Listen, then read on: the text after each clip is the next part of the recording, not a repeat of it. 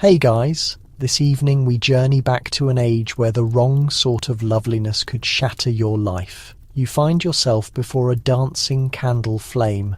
It is small, yet it flickers wildly, throwing huge shadows on the cold stone wall just behind you. In your grasp is a tiny sheet of polished tin. It is bent and somewhat hazy, but it serves as the closest thing to a looking glass you will ever possess inside this fortress. And within it you glimpse a face, your own face, young, flushed from the evening's sharp air, lips that naturally curve up without any effort, hair that somehow stays smooth even after countless rinses with rainwater, eyes that draw attention, far too much attention. In another place this might feel like a gift. In your reality, it is anything but simple. Understand, having a beautiful appearance is no blessing. Here it is simply a snare. You might find it hard to believe, but during the Middle Ages, being too attractive might get you charged with black magic, draw unwelcome advances from nobles holding swords and land deeds, or make you a dangerous rival to a queen who hasn't been happy since her crowning ceremony. To be beautiful is to be political, precarious, even deadly. Before you settle in, go ahead and hit that like button and subscribe, but please only if it feels right. And why not leave a comment letting us know your location and the current time there. Dim the lights, put on that fan for some ambient noise, and let's sink into tonight's small adventure. You are still staring at your image in that crude reflector, but you don't gaze for long. Nobody does. In fact, the servant girls in the sleeping quarters whisper that it invites bad luck to admire yourself too much, that the mirror catches something.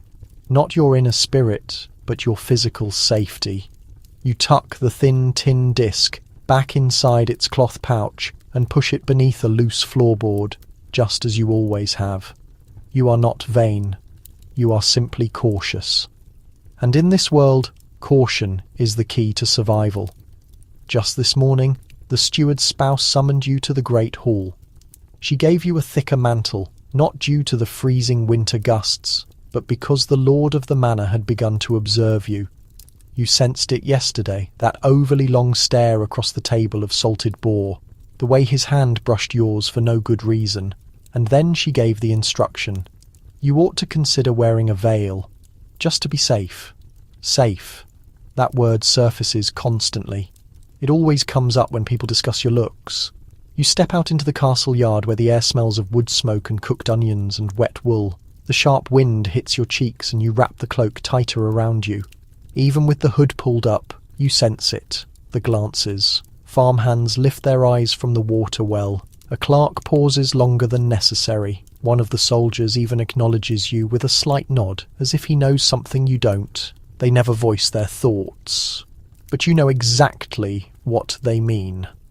You see, in this place, a lovely face is like honey spilled on an old wooden bench. At first it just shines, but quickly the houseflies arrive, then the honeybees, and perhaps even a bear.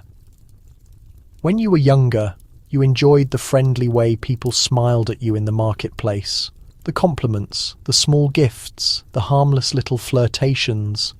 But then you heard the story of the girl from the neighbouring hamlet. Her name was Ellen, with freckles and large green eyes, the kind of laughter that made young men neglect their duties. She simply vanished. The older girls claimed she had been captured by a baron's hunting party for work. The sort of work that doesn't involve polishing tapestries. Her parents received 2 goats and a cart of grain as payment, and that was the last anyone heard of Ellen. You learned that day that when people call you fortunate for being so pretty, their true meaning is, be careful. Now. The baker's daughter, who is certainly not especially attractive, walks through the yard without drawing a single second look. The laundress, whose face is scarred from a childhood illness, sings loudly while she cleans. No one suggests she cover her head, but you move like a timid deer among aggressive hounds, trying not to flee, because that is when they will hunt. And then tonight, the steward's son, barely older than you are, but with that arrogant stride only boys raised in stone towers seem to learn, slides a folded note into your apron. You do not read it immediately. Later, by the small candlelight, in the same room where you hide your secret-looking glass, you unfold the paper. It is a poem about eyes that make the sun envious and lips that would make a rose feel shame. You roll your eyes, naturally, but you also understand what will happen next. Tomorrow his mother will discover the poem and you will be the one facing trouble. Because having a beautiful face means you created the problem. You place the note into the fire before anyone else can see it. The eager flames consume the paper, as if they are hungry for secrets such as yours. By morning it will be nothing but ash, and no one can say you encouraged anything. But that truly does not matter, does it? Because in this world, you do not need to say yes to be considered guilty. Just being looked at the wrong way, being smiled at by the wrong person, makes you the root of the problem. You've seen this happen countless times, overheard the whispers from the kitchen, the uneasy silences of girls sent far away after some noble's wife took offence. One of them was Anissa, a kind-faced scullery maid who never even made eye contact with the steward, but she made the mistake of being in the room too long while his wife was weeping. By evening, Anissa was moved to the pig pen, and the following week her hair was cut short, and she was sent to a nearby convent for her own protection. You have not seen her since, so you walk with extreme care now, not just where your feet land, but where your eyes focus. How long you let yourself smile, whether you allow yourself to laugh out loud. Every single movement is meticulously practiced.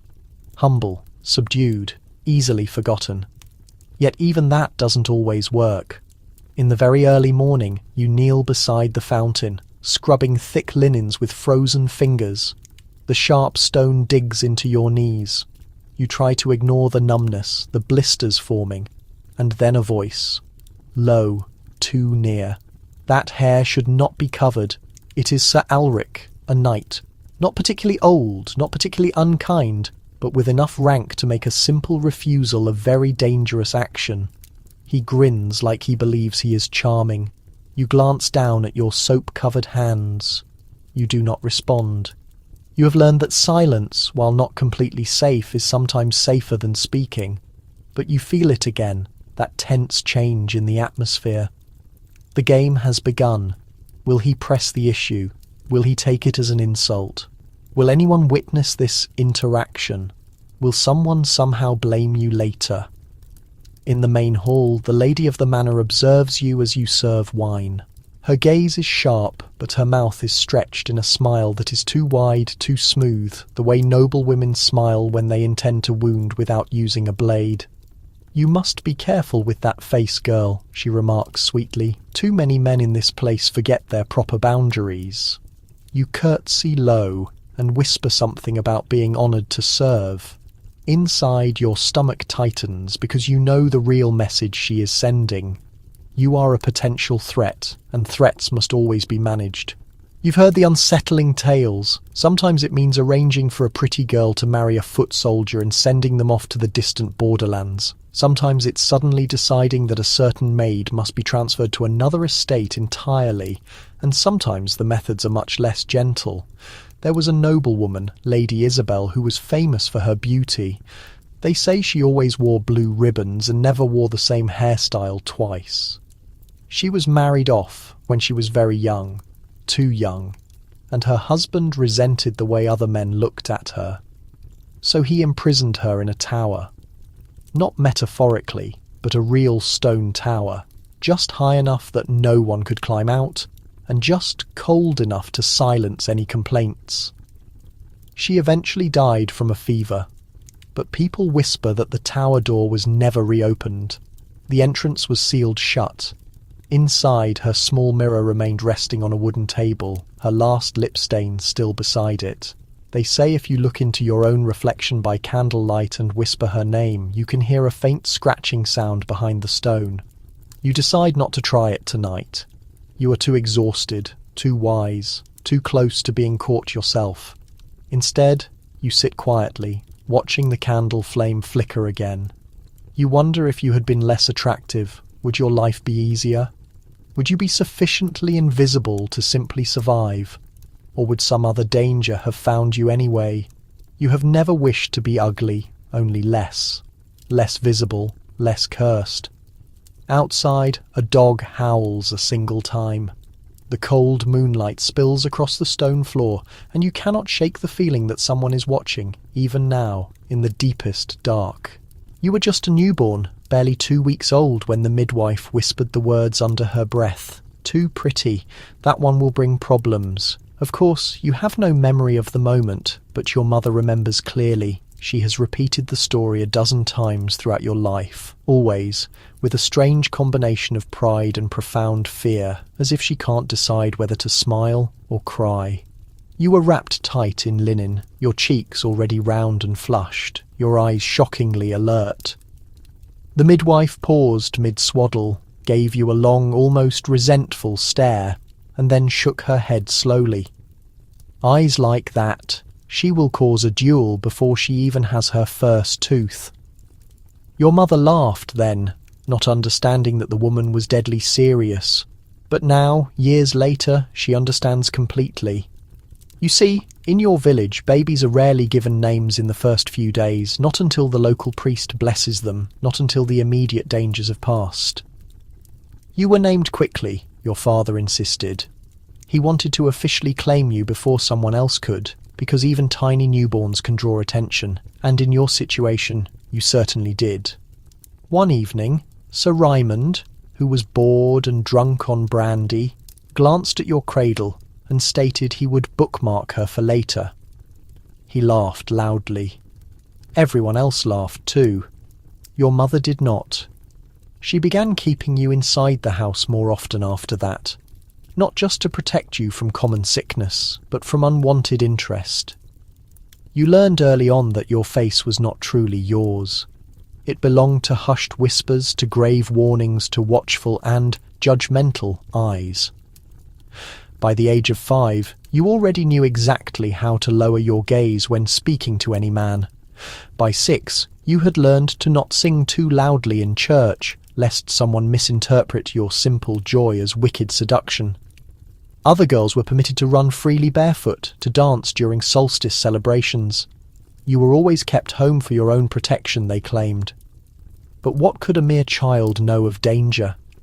You thought they were punishing you for smiling too widely, for twirling your skirts in the light, for laughing openly with the goat herder's boy. One afternoon you secretly slipped out to the stream with the other girls.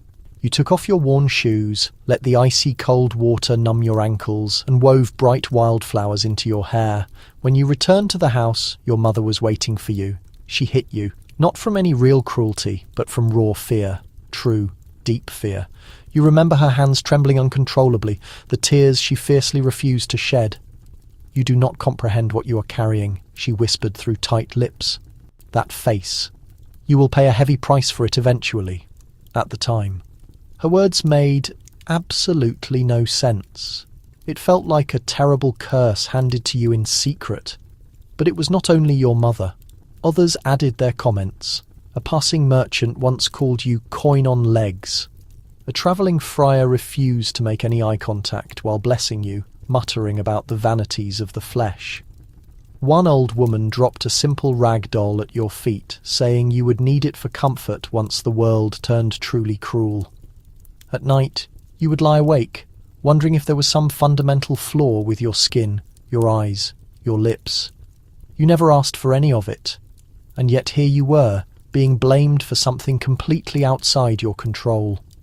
You vividly remember one winter when your aunt came to visit. She looked at you for a long moment and then stated, "It's best to place her in the church while she still has that face. Let God keep her safe." At only 7 years old, they were already discussing sending you to a convent. You didn't even understand what a convent was. You just knew it meant giving up the goats, your favourite creek, your brother, your home, and surrendering your very name to become someone else's quiet servant. But you didn't go to the convent, not yet. Your father stood firm, declaring he would not have his own daughter locked away like some broken religious relic just because a few simple-minded fools couldn't control their thoughts. He was very loud about it. Too loud. You did not understand the nature of the argument then, but later you realized he was not simply protecting you. He was protecting his own pride, his land, his legal rights over you. Because even as a child, you were still seen as his property. And property that attracts powerful interest can be highly dangerous, but also extremely valuable, so instead of being sent away to the church, you were carefully hidden, like a treasure or a disease. You completely stopped attending the village festival. When visitors came, you were immediately told to stay in the dark loft. When soldiers marched through, you were quickly whisked into the grain cellar, sitting in total darkness with a crust of old bread and strict instructions to make no sound whatsoever. That is when you truly began to understand. You were not being raised, you were being guarded, and you could physically feel the way it moulded your personality. Other girls were taught how to sew and stir hot porridge. You were taught silence, absolute stillness, the dark art of simply disappearing. Because every time someone looked too long, a new rule was immediately put in place. Every soft compliment transformed into a harsh warning in disguise. By the age of 10, you could instantly tell when a stranger's eyes lingered for too long. You knew precisely how to pull your shawl forward just enough, how to make your posture smaller and less imposing, how to speak in a voice that was just short of memorable. Even then, it failed sometimes. Once, when you were outside collecting dry firewood with your older cousin, a passing merchant rode by and tipped his hat to her, but he stared directly at you. Not in an aggressive way, not even in a cruel way, just for too long. That night your cousin secretly cut off her own hair with a sharp paring knife. She said she was completely tired of being the mere shadow. The following week her mother quietly suggested that you should go live with your grandmother in the next village. It's better, she said, for everyone involved. So you went. Your grandmother was a kind woman in a very direct way. She called you child and told you not to look so pathetic about your good looks. You think you're the first girl who attracted trouble for a face? She barked loudly. Pretty girls get blamed for absolutely everything. Fights, unwanted pregnancies, house fires. That's just the unfortunate way the world works. You asked her once why people seemed to hate beautiful women so strongly. She looked at you for a long time, chewing on her pipe. They don't hate the beauty itself, she finally said. They hate what it forces them to do, makes them behave foolishly, makes them feel utterly weak, makes them dream, and then they inevitably blame you. It was the most brutally honest thing anyone had ever told you. That winter, a young priest arrived in the village. He spoke gently, offered to pray for the sick and elderly, and even helped chop firewood for the infirm. You said hello to him once, just a single time, while drawing cold water from the well. The next day he wrote a letter. Not to you, but to your grandmother, formally asking permission to court you, if only the Lord would permit it. A holy man asking for you. The scandal brewed quicker than boiling soup. Your grandmother immediately burned the letter. He'll be gone in a fortnight, she stated, but your name will be gossiped about for years. And it was. By spring, the whispers had already started again. Not about your kindness or your intelligence or what you could do with herbs or song. Just your face, your mere reflection, that unsettling, cursed mirror. You are 13 years old now, and for the very first time in your young life you are being presented. That's the cold word they use, presented. As if you are a platter of perfectly roasted goose, not a living person with cracked heels and a heart that immediately races whenever the wind violently bangs the shutters. The hall is filled with overwhelming noise, loud laughter, heavy boots clattering on stone, hungry dogs sniffing around platters of half-eaten bread. But above all the clamour, you hear your own name. Not loudly shouted, not called with kindness, just softly murmured again and again, passed quickly from lip to lip like a rare wine too fine not to sample twice. Your aunt grips your arm tightly, the tense way people hold fragile things they are terrified might break or be quickly stolen. Walk straight, she hisses. Smile, but not too broadly. You have never hated your own face more than in this specific moment. At the head of the great hall, the Baron is reclined comfortably in his cushioned chair. He is easily old enough to be your grandfather and smells faintly of roasted garlic and damp stale wool. You have never met him before, but he looks at you with the cold assurance of someone who already owns you completely. He nods once. That is all. Your aunt lets out a quick, relieved sigh. The steward writes something down on a scroll. You are not told what it is. Not yet. Later, in the servants' quarters, the older girls explain what it means. You've been officially noticed. You are being considered for a match. A match, they explain, is similar to being chosen for a grand dance, but everyone knows that some dances unfortunately end with blood staining the hem of a dress. You see, in this world, beauty is a form of currency. And you are quickly becoming an expensive item. The very thing that immediately brings you danger now brings your struggling family a slightly better roof over their heads, a large barrel of salted fish, a healthy new calf. Your uncle even received a formal offer, land in the neighbouring village. If you are formally promised to a wealthy merchant with a weak chin but plenty of good coin. You are not permitted in the room when they coldly discuss the terms, of course. You only hear it through the thin walls, but you feel the decision, like a huge bruise quickly forming under your skin. You're no longer just a simple girl, you are an asset, and they are openly planning how they intend to spend you. There is talk of preparing you better, teaching you refined manners, proper posture, how to curtsy much lower and smile modestly without showing your teeth. A kindly cousin lends you her embroidered shawl. A maid starts delicately plucking stray hairs from your brows, using a thin thread and an apologetic smile. You dare to ask if any of this is your choice. No one answers you directly. Don't be difficult, they say simply. This is just how it must be done. At night you lie in bed, wondering what would have happened if you had a crooked nose, if your eyes were dull and unremarkable instead of bright. If maybe then you could stay where the goats sleep and no one would attempt to buy you. You remember Anissa again, the poor girl who was sent away for her own safety. You wonder if she smiled at someone for too long, or not nearly long enough. The exact line is constantly shifting. Sometimes a simple glance is permission, sometimes it is fierce rebellion. You are perpetually guessing the confusing rules of a terrible game where the playing pieces are your body, your breath, your mere expression. And if you guess incorrectly, well, there are much worse outcomes than simply being sold. The next morning, your aunt leads you to the weaver's small hut. You assume it's for simple thread or fabric, but instead the old woman carefully pulls out a wrapped bundle and places it on the table, like a holy relic. She slowly unwraps the cloth, a dress, pale blue, with tiny stitched flowers delicately arranged around the neckline, and a bodice that laces up far tighter than anything you've ever worn before.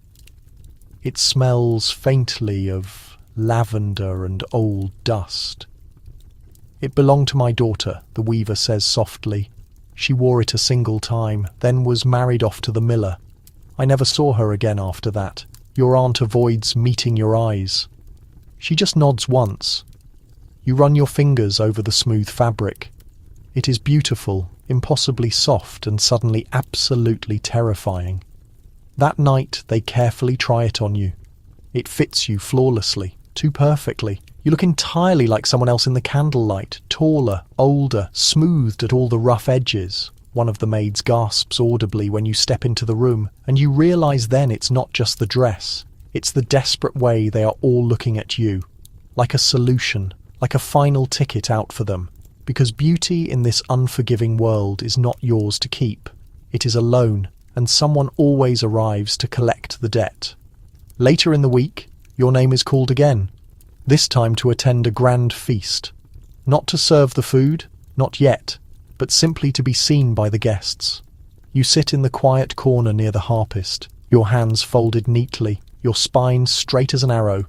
You do not eat the rich food, you do not drink the wine, you do not speak a single word, you smile, just barely. Across the vast hall, a young nobleman with sun-bleached hair and an oiled moustache watches you intently. He slowly raises his drinking cup. You glance up and then immediately look away. 10 minutes later, a silent servant places a small bowl of cherries beside you. No words are exchanged, no explanation given, just cherries imported, rare and clearly out of season. You don't dare touch them. Someone whispers that refusing a noble's gift is unwise, but so is accepting it. You pretend not to hear the warning. Back in your sleeping quarters, you sit on the straw mattress in the complete dark, the blue dress crumpled beside you like a discarded skin. You press your hands firmly to your face, half hoping it has somehow changed overnight, that you will wake up plain, forgettable, finally safe. But the sharp mirror shard tucked into the wall tells the painful truth. You are still you. And that is the problem. The next morning, you discover a small token in your apron pocket, a carved piece of bone, heart-shaped, highly polished and smooth. You have no idea who left it there. You truly don't want to know, because whoever it was has now chosen you, and that means the dangerous game is already fully underway. Another unwanted gift, another cleverly set trap. The steward's wife immediately notices the shift, the way the noblemen deliberately glance your way, the subtle tilt of your head. Even when you are actively trying to avoid attention, she begins assigning you rougher work, outside in the yard, cleaning the foul stables.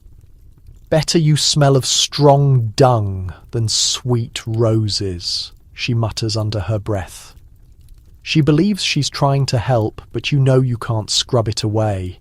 Not the face, not the soft voice, not the way people have begun to speak your name with a different tone, like it's both a dangerous invitation and a grave warning. You are not a girl anymore. You are a prize, and in this ruthless place, prizes rarely get to choose who wins them. You start to overhear whispers about strange herbs. Not the common cooking kind, not thyme or sage or rosemary for the stew pot. These herbs arrive wrapped in fine silk, handed over behind dark barns, passed like crucial secrets between kitchen maids and laundresses with two knowing eyes. They speak of love spells, about how you can force someone to fall in love with you or make them leave you alone with the correct flower tucked into the right pocket, crushed petals hidden under a pillow or drops of tincture added to a goblet of wine. But everyone knows this is simply nonsense, right? Except the whispers grow louder. And now they are suddenly about you. They suggest you must be using some kind of magic. How else could you make the barren sun write that many love songs? How else could a stable boy instantly turn bright red every time you simply walk past him? How else could the visiting abbot nearly trip over his own feet after making eye contact with you during morning prayers?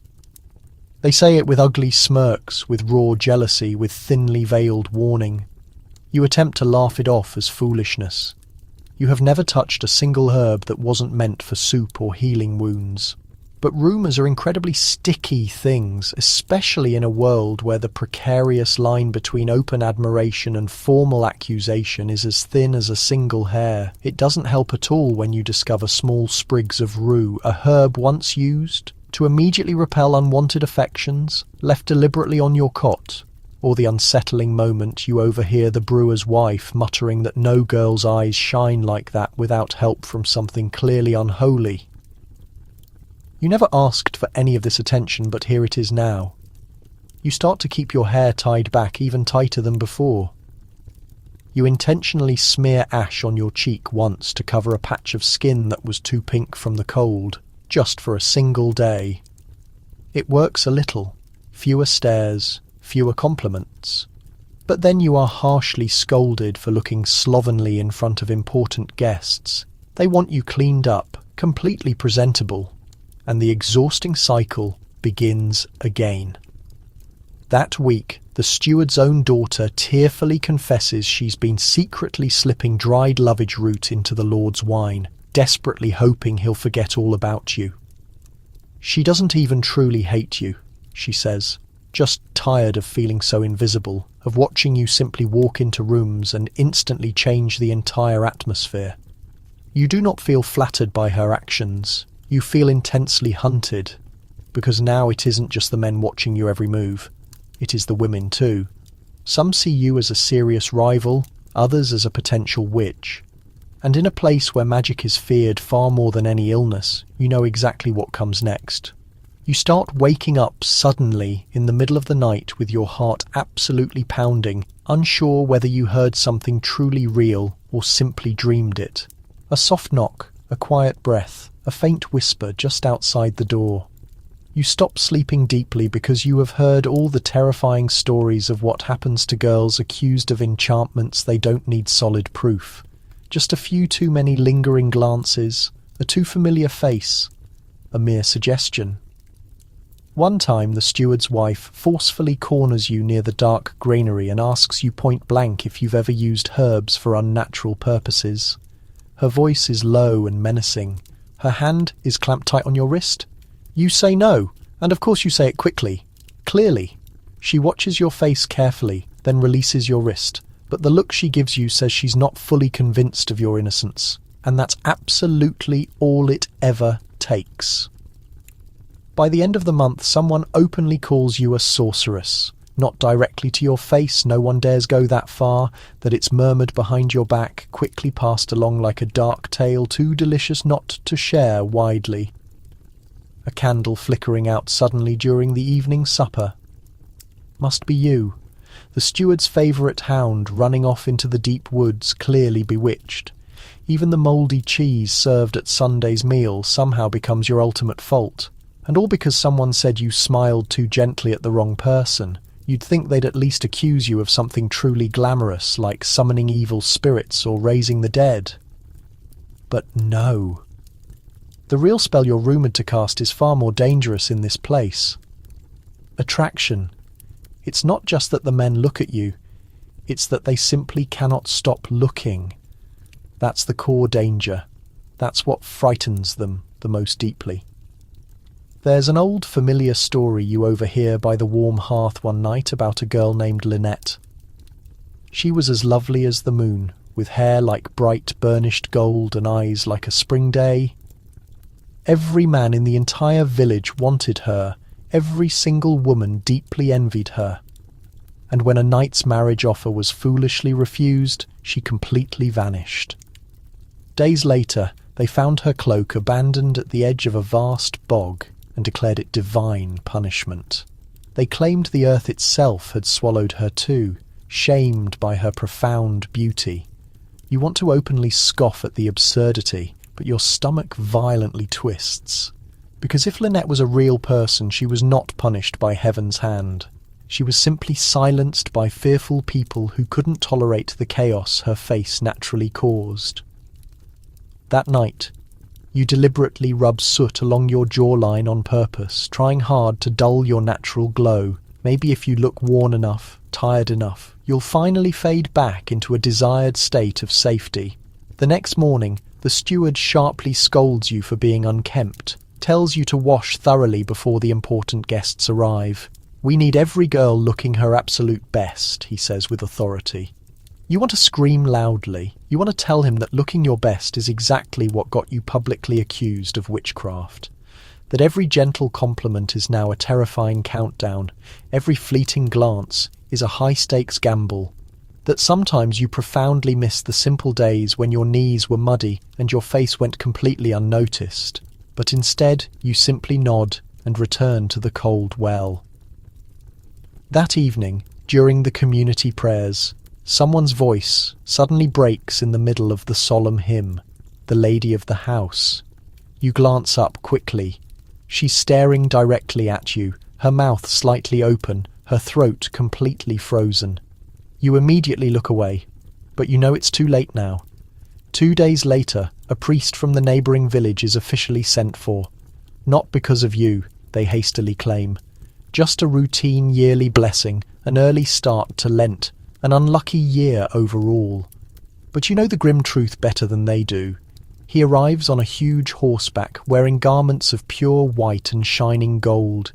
His eyes are tired, not openly cruel, but not soft or kind either. He eats, he rests, and then he begins asking unsettling questions about dreams, about visions, about young girls with too much charm and too little humility. Your name inevitably comes up, not formally, not yet, but subtly in leading questions. Has she ever spoken strangely? Has she touched any animals that later suddenly died? Does she spend too much time alone, near herbs or water or mirrors? You feel the net of suspicion dangerously tightening around you. The steward's daughter won't even look you in the eye anymore. The cook stops quietly, slipping you extra bits of meat.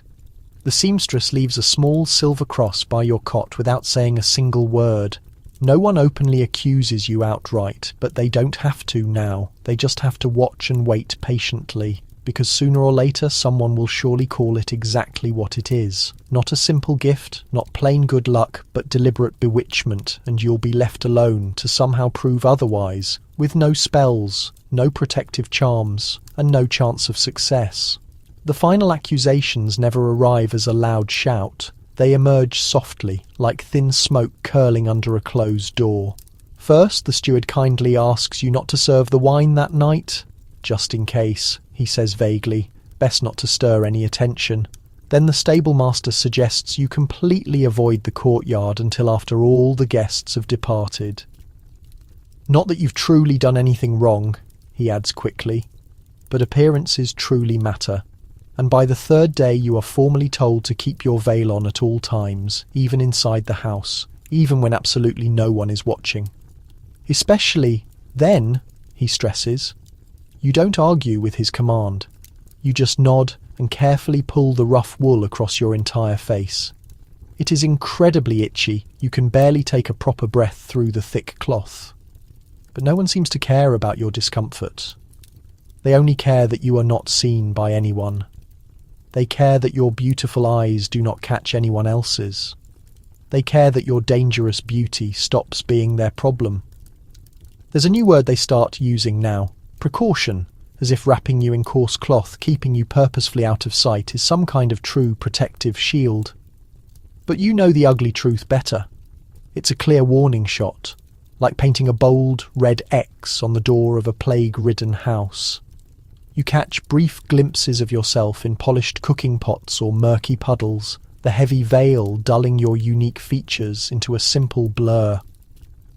You barely recognise the ghost you've become, but a strange part of you feels safer this way, like maybe if they completely forget your dangerous face, they will finally forget their irrational fear too.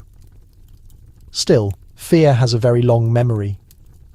You start to notice it in tiny, small things. How all conversations immediately stop when you enter a room. How your chores are suddenly reassigned to the darkest hidden corners. How one of the other girls begins deliberately carrying a small pouch of salt and sage and muttering little protective prayers whenever you simply pass by her.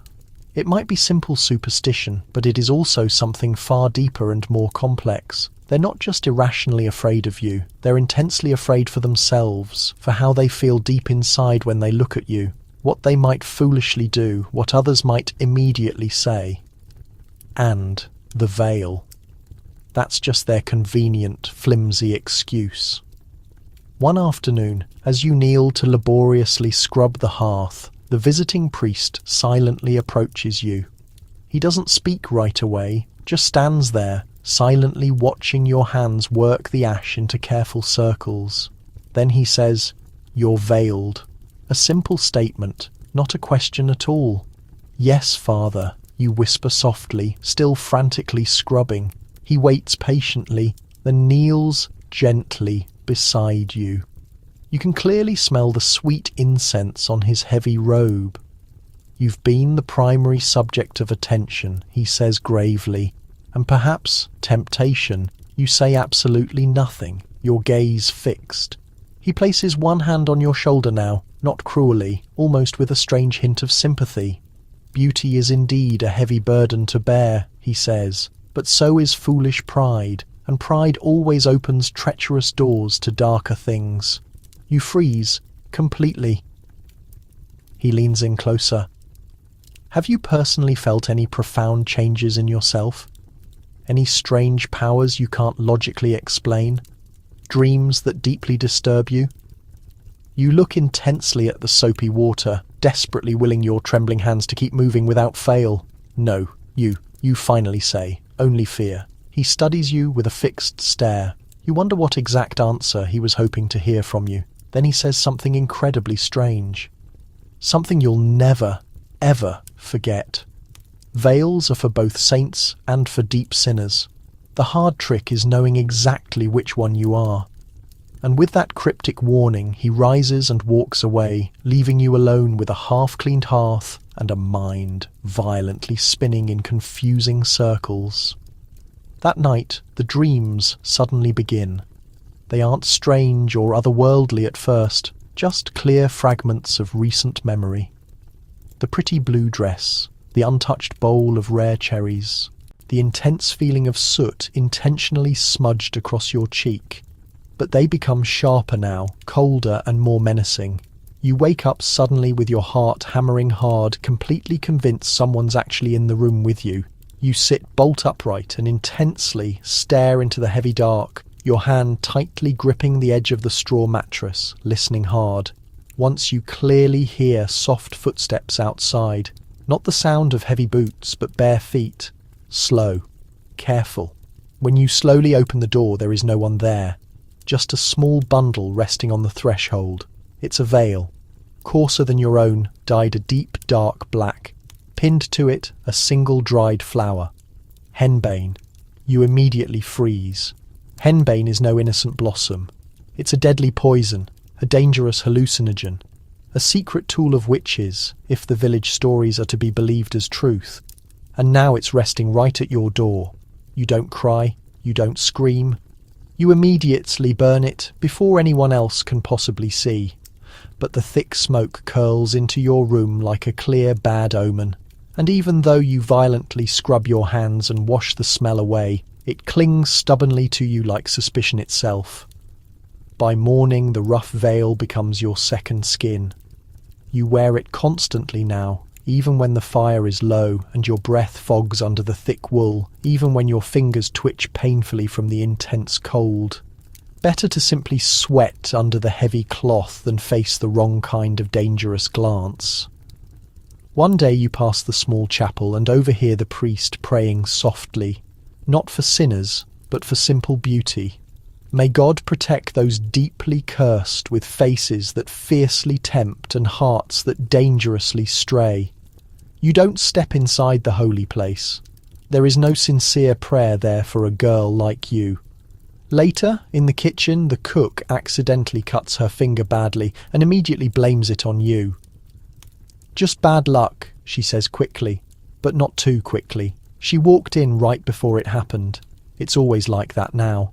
A dropped pail, a spoiled egg, a dying hen. You instantly become the easy explanation, the simple superstition, the convenient, ready-made cause of every misfortune. You overhear one girl whisper, if she were truly innocent, she wouldn't have to hide her face like that. And another replies, if she weren't hiding it, they'd accuse her of much more serious things. No way left to win, no obvious way to escape the judgment. Even the steward's wife has stopped the tiresome pretending. She leaves coarse salt at your doorframe and absolutely will not let you handle the Lord's food during meals. She tells you it is for your safety, yet the truth is clear in her gaze. She needs you gone, far from her view and influence. And perhaps her instinct is right because you have lately begun to sense it yourself. Maybe you are cursed, not by spells or folklore, but by simple appearance. Because in this society, a perfect face is not something you possess. It is something others target, judge, envy, and ultimately try to destroy. You once saw your own image as an ally. Now it feels like a restraint, a disguise you are forced to wear, a destiny you cannot escape. As the hearthlight fades that evening and your covering rests beside you like a sleeping shadow, you question if you would trade it all.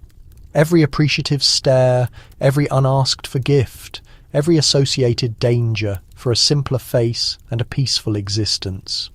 Could you? The stillness is your answer, and you already know the price. The instruction arrives unexpectedly, not from the Baron himself. It is a folded paper handed over by the steward's trembling fingers. He does not read it aloud, just presses it into your hand, averts his eyes, and murmurs a single phrase.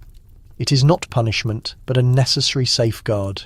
You recognize its contents before unfolding it. You are to be covered in public henceforth, not just in formal settings or during prayers, but everywhere, without exception.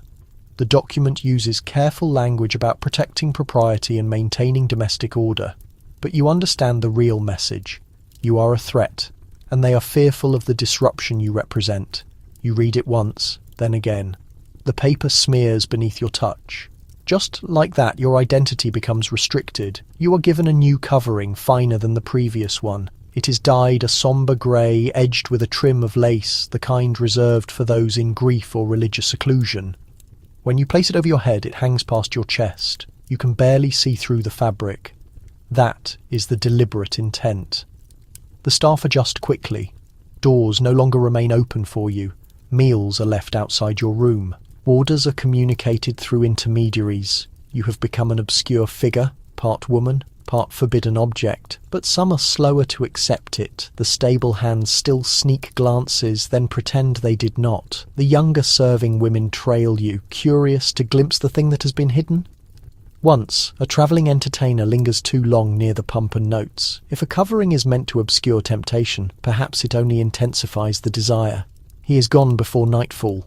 The clergyman, upon hearing of the Baron's command, offers no objection. He applauds the decision. It is better to shield a flame than allow it to ignite the entire household, he explains. You are no longer merely a person. You are a lesson.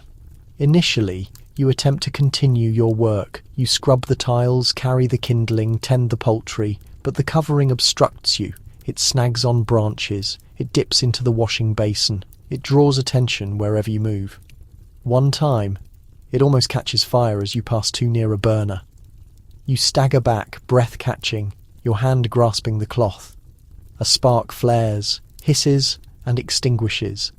The other servants look on. Someone whispers that it's a pity it did not burn. You say nothing in response. You do not need to. The quiet that follows is more impactful than any insult.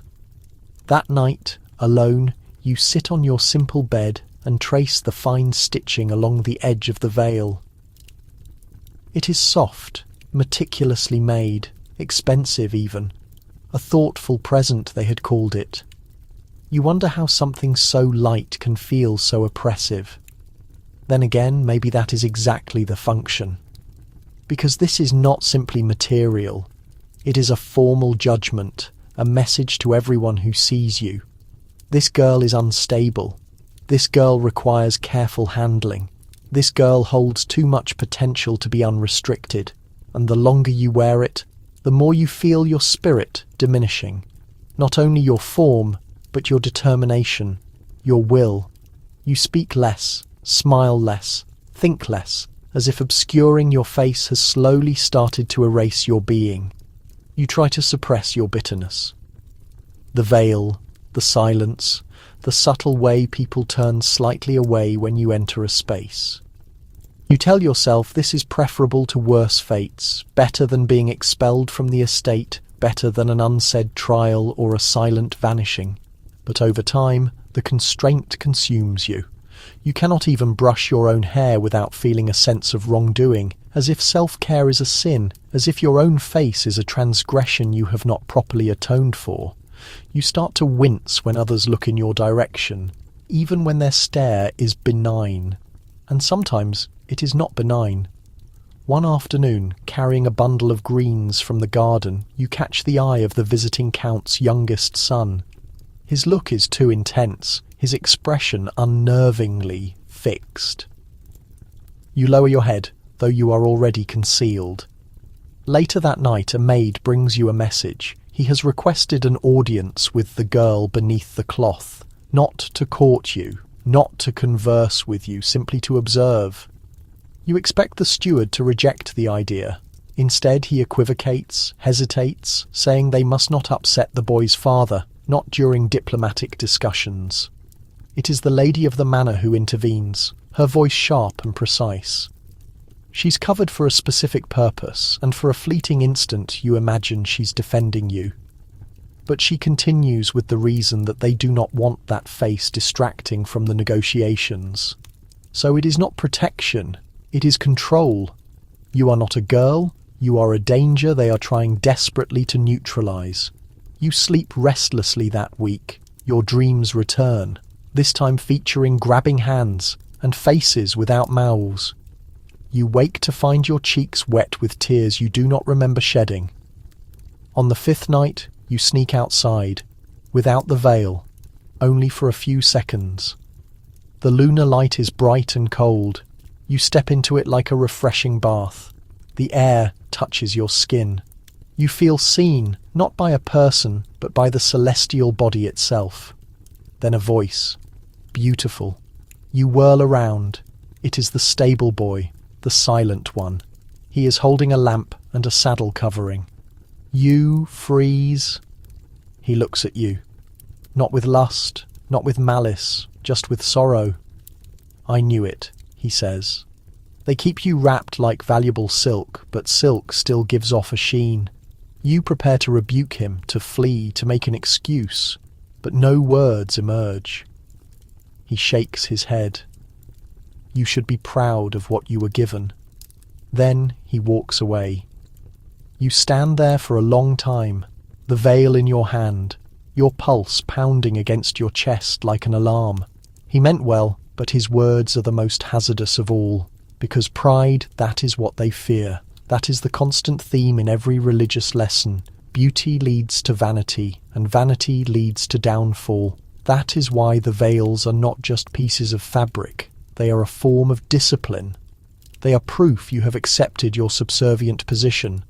And the instant you even consider lifting yours, not to escape, not for affection, but simply to feel the night air on your skin, you have already committed the offence they worried about all along. You have dared to exist without apology. It happens instantly. A momentary glimpse, that is all it takes. The Baron's wife, Lady Cecily, is descending the winding staircase in a rush of fabric and jewels.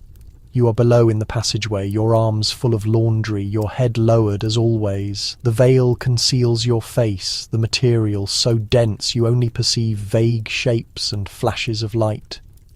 But the air shifts, the cloth moves, and at that precise moment, as she rounds the corner, the breeze catches your veil and flips it aside for just 1 second, just long enough.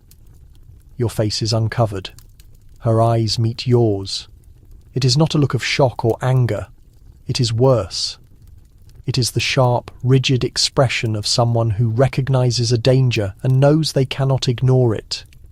You pull the veil back down, immediately drop your gaze, and mumble an apology. She doesn't speak. She walks past, but you feel her presence like a knife in your side. Later that night, you are summoned. Not by the household manager, nor by the kitchen staff, but by Lady Cecily herself. You have never been called to her private room before. It smells of dried lavender and cosmetic powder, with heavy drapes drawn over the openings and animal skins covering the seating. She does not offer you a place to sit. She pours wine for herself and sips it, her eyes never leaving you. You are exceptionally striking, she says finally. Not a compliment, but a pronouncement. You bow your head. Thank you, my lady. A period of silence. Then he noticed you. You know my husband. Your heart sinks. I warned him many years ago that girls such as you are disruptive. You cause men to lose their sense. You shake your head. I never. I do not care, she interrupts. It does not matter what you have or have not done. It only matters what people are led to believe. And they believe you have captured his attention. The room suddenly feels much smaller. She walks slowly towards you like someone measuring a distance for a conflict. Her voice drops. You will stop wearing colours immediately. No more vibrant shades. No ornamental designs. No fine cloth, even if it is presented as a gift. You will remain in the shadows. You will not speak unless you are directly addressed. You will not sing. You will not smile in his sight. You nod, your throat constricted. And if I see your face uncovered again? She leaves the sentence unfinished. She does not need to. You leave the room trembling. She does not want you expelled. Not yet. She wants you restricted, penalised, extinguished, because you have committed the worst offence a girl can. In her view, you have reminded her that beauty does not always endure alongside power, and power cannot always suppress beauty. That night the other maids keep their distance. No one wishes to be associated with you now. You have become contagious, too risky to approach, too easy to blame. Only the steward's daughter speaks, offering you a piece of stale bread. She has witnessed this situation previously. She whispers that she did this to another girl 3 winters ago. You blink. She said the girl was too cheerful. She continues. That was the extent of it. The next thing anyone knew, she was gone. Sent to care for a sick relative, they claimed. You ask what became of her. The girl shrugs. No one ever knew. And just like that, your new reality becomes painfully clear, because now you must fear more than just curious eyes or quiet rumours. It is pure envy, elevated, poisonous, dressed in fine gloves and pearls. The following day, your tasks are changed. No more work in the main hall, no more serving where the family or guests can see you. You are transferred to the damp storage room and the coop, out of sight, out of warmth, and stripped of any semblance of status. They tell you it is merely a rotation, but you know the truth. It is a gradual banishment, and worse, it has been subtly justified. Lady Cecily does not need to publicly accuse you. She only needs to portray your appearance as a source of disorder. And suddenly your absence feels like balance being restored. The rumours still follow you. She must have flirted. She probably smiled at him intentionally. She was inviting trouble. None of it is true, but the truth ceased to matter the moment your face became the subject of discussion. You begin waking earlier, working faster, speaking less. You make yourself as inconspicuous as possible in every way. You learn the precise location of the shadows in the cellar, the coolness of the wet stone, the sound of the water dripping above the containers, the way your fingers ache after sorting vegetables for an hour.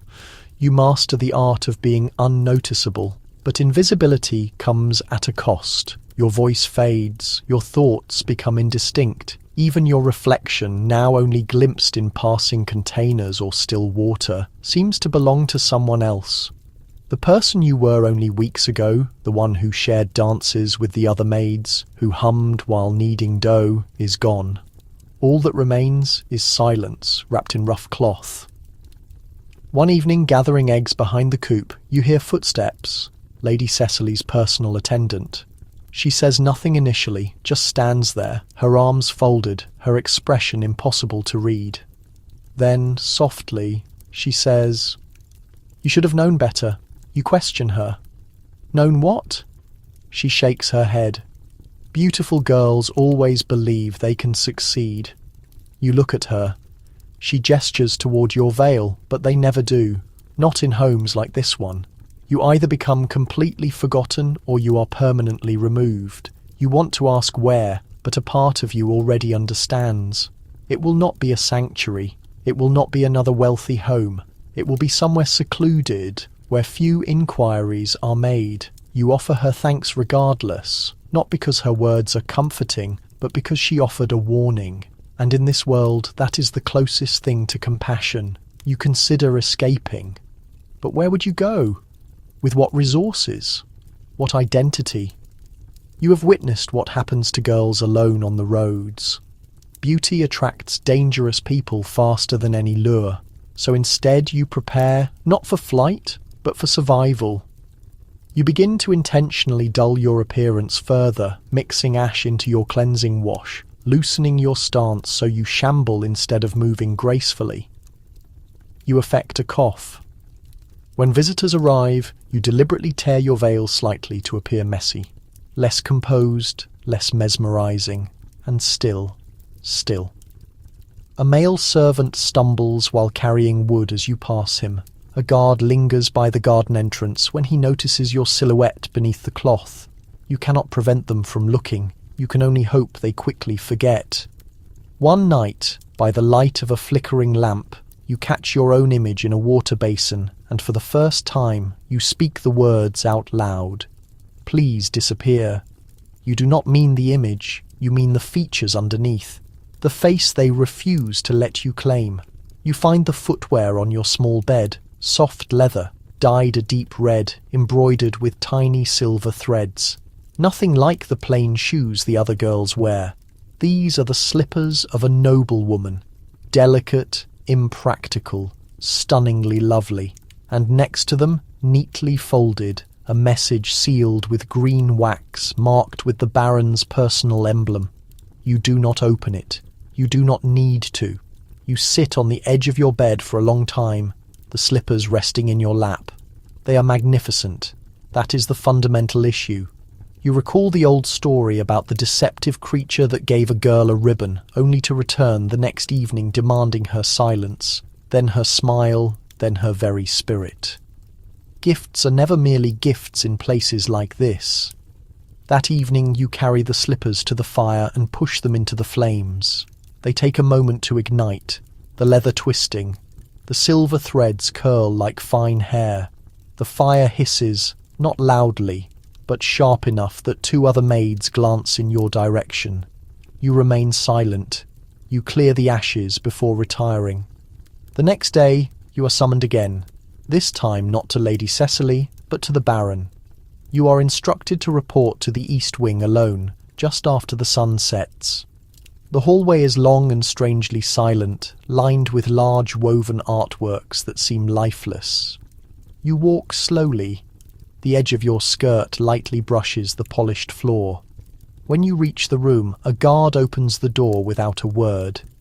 Inside, a fire burns, a table is set with fruit and wine, and the Baron is seated in a fur-trimmed chair. He does not stand, he simply gestures. Enter. You do, because refusing to enter would invite more danger.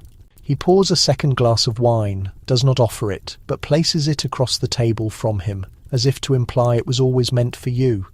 He observes you as you sit, not on the comfortable cushion provided, but on the hard wooden bench by the wall. He does not remark on your choice. You received my small token, he says. You nod. I did not notice you wearing them. You meet his eyes. They did not fit. He smiles faintly at that. It is not a pleasant smile, you realise. When my steward first mentioned you, I assumed the reports were exaggerated. But now, he tilts his head.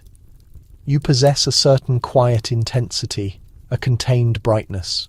You remain quiet. I could offer you my protection, he states abruptly, from all this silly drama, from envious gossip, from unfortunate accidents. There it is, the implied transaction. Safety for obedience, security for submission. It is a dynamic older than the very walls of the castle. You shake your head slowly, not in challenge, just with exhaustion. I have chores in the kitchen, you whisper. He laughs softly. They will manage without you, but you do not reply. You stand, and for one reckless moment you expect him to prevent you, to seize your arm, to call for the guard, but he does not. He permits you to leave, which is far worse, because now he will brood. Now you are seen as arrogant. Now you have spurned his offer. And in this culture, when men are refused by beauty, they do not blame themselves. They seek to destroy the source of their frustration. You return to your quarters, secure the wooden door behind you, and breathe out for the first time in what feels like an age. The lamp beside your bed has almost gone out, only a small piece remaining, its melted wax pooled on the surface like a fresh injury. You sit down. Your hands shake, not from fear, but from sudden clarity, because you know exactly what will happen next. The Baron's ego has been wounded. You dismissed him without raising your voice, without making accusations, without even causing a scene. But refusal, whether silent or loud, is still refusal, and a man like him never forgets that, especially when he is married to a woman already honing her resentment like a sharp blade. The change the next day is instant. You are assigned to the lavatory cleaning. They do not even pretend it is a simple rotation this time. The steward simply drops a bucket at your feet and orders you to scrub. It is demeaning labour, but you feel a strange sense of relief because at least there, bent over stone and grime, no one looks at your face. Except they still do. A guard snickers as he passes. A kitchen servant mutters something about the Baron's alleged favourite now cleaning filth. Even the poultry seem to avoid you. You are a public display, a penalty delivered openly but never explicitly stated. Later, as you haul water from the well, your back aching and your hands painfully rough, you feel her presence before you see her. Lady Cecily. She stands at the edge of the courtyard, gloved, composed, her posture perfectly rigid. She does not speak. She does not need to. This is her moment of triumph. The refusal was not only of her husband, it was a challenge to her authority. And now she is reminding you, gracefully and ruthlessly, that no matter how lovely your face, she still dictates the terms of life within the house. You want to shout. You want to weep. You want to tear at your own skin and ask why you were born with these features. Why beauty feels like a tightening restraint with every breath you take. But you do not. You keep scrubbing, and you do not look up. That evening, the steward's daughter slips into your room. She brings a small cloth and a bit of soothing honey, sits next to you and begins gently tending to the scrapes on your hands. They will continue this, she whispers, until you either break completely or are simply removed. You nod. You know the truth already. She tells you about another servant girl, a chambermaid who once danced at a celebration and caught the eye of a visiting nobleman. 3 days later, she was dismissed for causing a disturbance. Peace in this setting means compliance, quiet girls, covered girls, girls who smile subtly and disappear without complaint. You thank her for the honey. It stings a little, but you welcome the sensation. It is authentic. Not like the flatteries, not like the compliments and fine shoes and empty promises. Later that night, you sit by the fireplace and press your veil into the ashes until it turns a deep grey. You do not want it light. You do not want it luxurious. You want it to communicate that there is nothing left worth seeing, and even then you know it will not be enough. Because beauty in this place does not need to be displayed to be considered a threat. It only needs to be remembered. The sealed message arrives, wrapped in secrecy and silence. It is not addressed to you, but concerns you.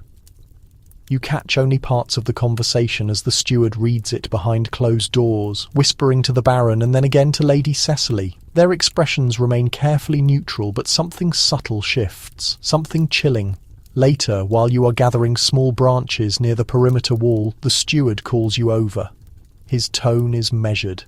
Too polite. You have been given an option, he says. The household has no need for extra workers this winter. The choice is a practical one. You wait. He removes a folded paper from his coat and smooths it against his knee. There is a small religious community 2 days' journey to the east. They accept young women of modest means, seeking quiet lives, requiring good discipline. They have agreed to take you in. You simply stare. You're not being punished. You're being relocated like an object, like a piece of art that no longer suits the room's aesthetic. You will be secure there, he adds, as if that term still holds any meaning. You ask when you will leave. He avoids your gaze. At the first light of dawn. You nod because there is no other response. But inside, your thoughts are racing. You are not being given an option. You are being ordered to disappear before something worse happens, before the Baron's interest becomes more dangerous, before Lady Cecily's jealousy becomes an unstoppable force, before one of the maids puts poison in your morning meal and calls it an act of kindness. The monastery. You know precisely what that means. Silence, seclusion. A life confined behind stone walls where no one will speak your name except during prayer. A place where attractiveness must be concealed and eventually forgotten. That evening, as you pack the few possessions you own, you think of Ellen, the girl who vanished into the forest with the Baron's hunting group. You think of Annis, sent away to a nunnery with shaved hair and no farewell. You think of the slippers, the veil, the whispered name of Lynette near the marsh, and you question, is this a path to safety, or is this exile disguised as salvation? Before sleeping, the steward's daughter visits you again. She gives you a small bundle, dried herbs, a few coins, and a warm wool shawl. Do not trust everyone you encounter on the road, she says quietly. But do not trust those who claim to protect you either. You hug her. Neither of you speaks another word. At the break of day, you rise. The veil goes on. The path stretches toward the east, and you walk past the barn where the Baron first looked at you for too long. Past the window where Lady Cecily stood motionless behind the glass. Past the well where the stable boy said you shone like fine silk. You do not turn to look back, but you can feel it. Every footstep, every mile marker.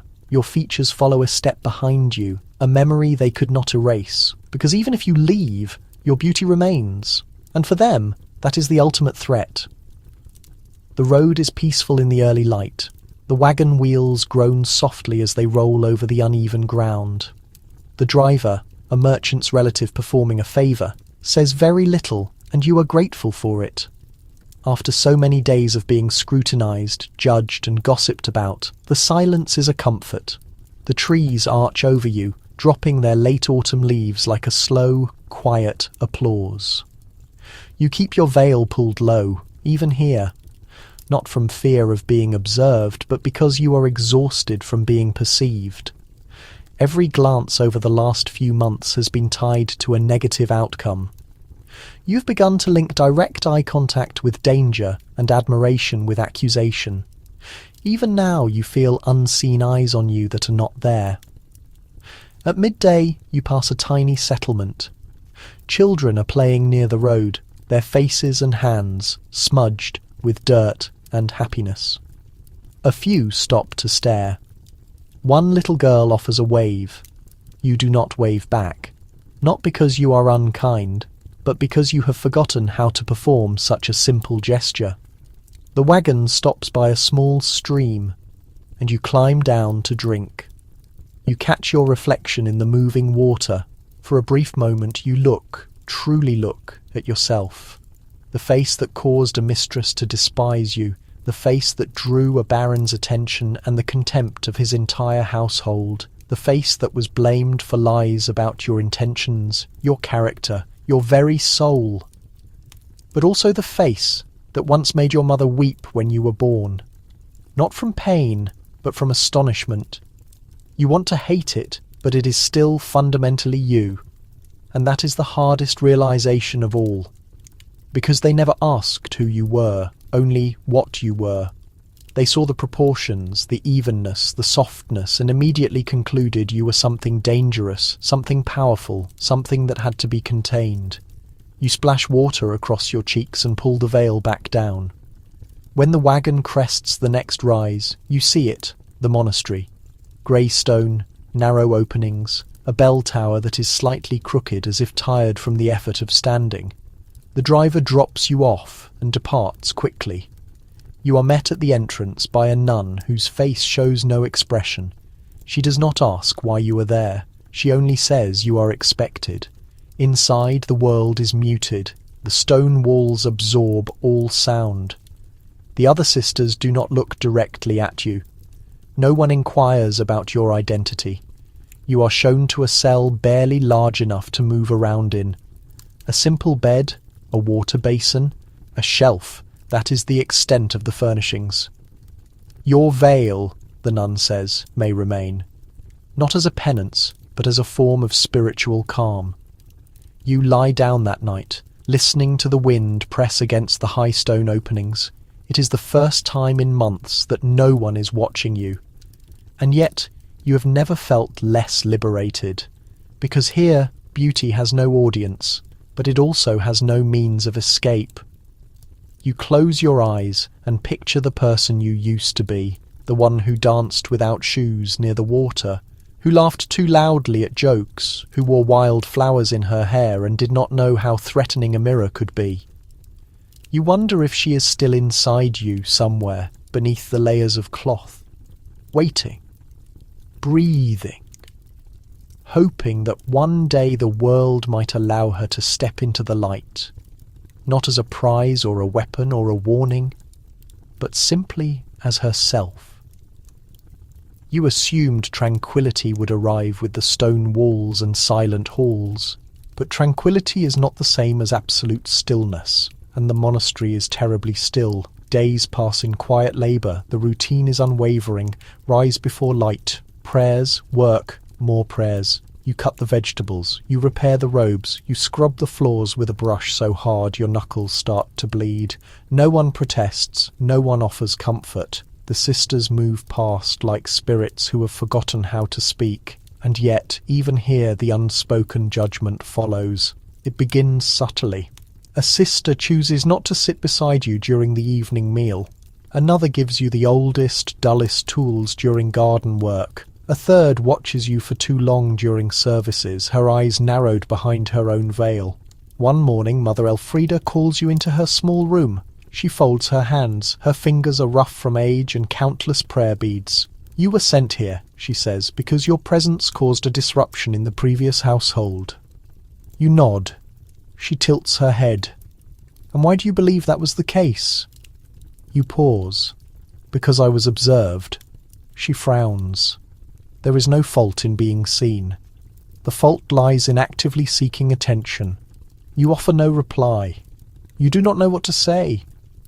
She watches you for a long time, then says, "There are two kinds of beauty in this world.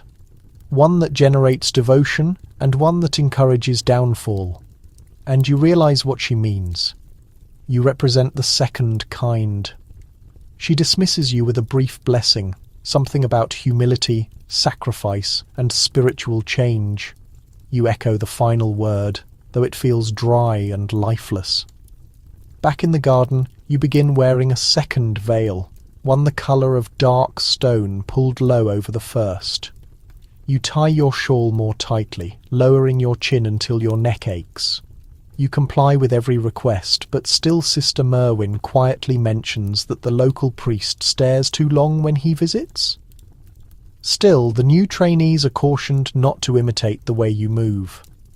Still a hymn is altered because your voice interferes with their meditation. It makes no difference that you have spoken no seductive words, that you have worn no makeup, that you clean the chamber pots with the same diligence as everyone else. The sin is no longer in what you choose to do, it is in what you fundamentally are, a girl with a particular kind of appearance, and that face was already condemned long before you arrived. You begin to dream again, but they are no longer nightmares, they are memories, strangely soft and vivid. The baker's daughter with flour on her nose, the small child who waved by the roadside, the stable boy who said you shone like silk.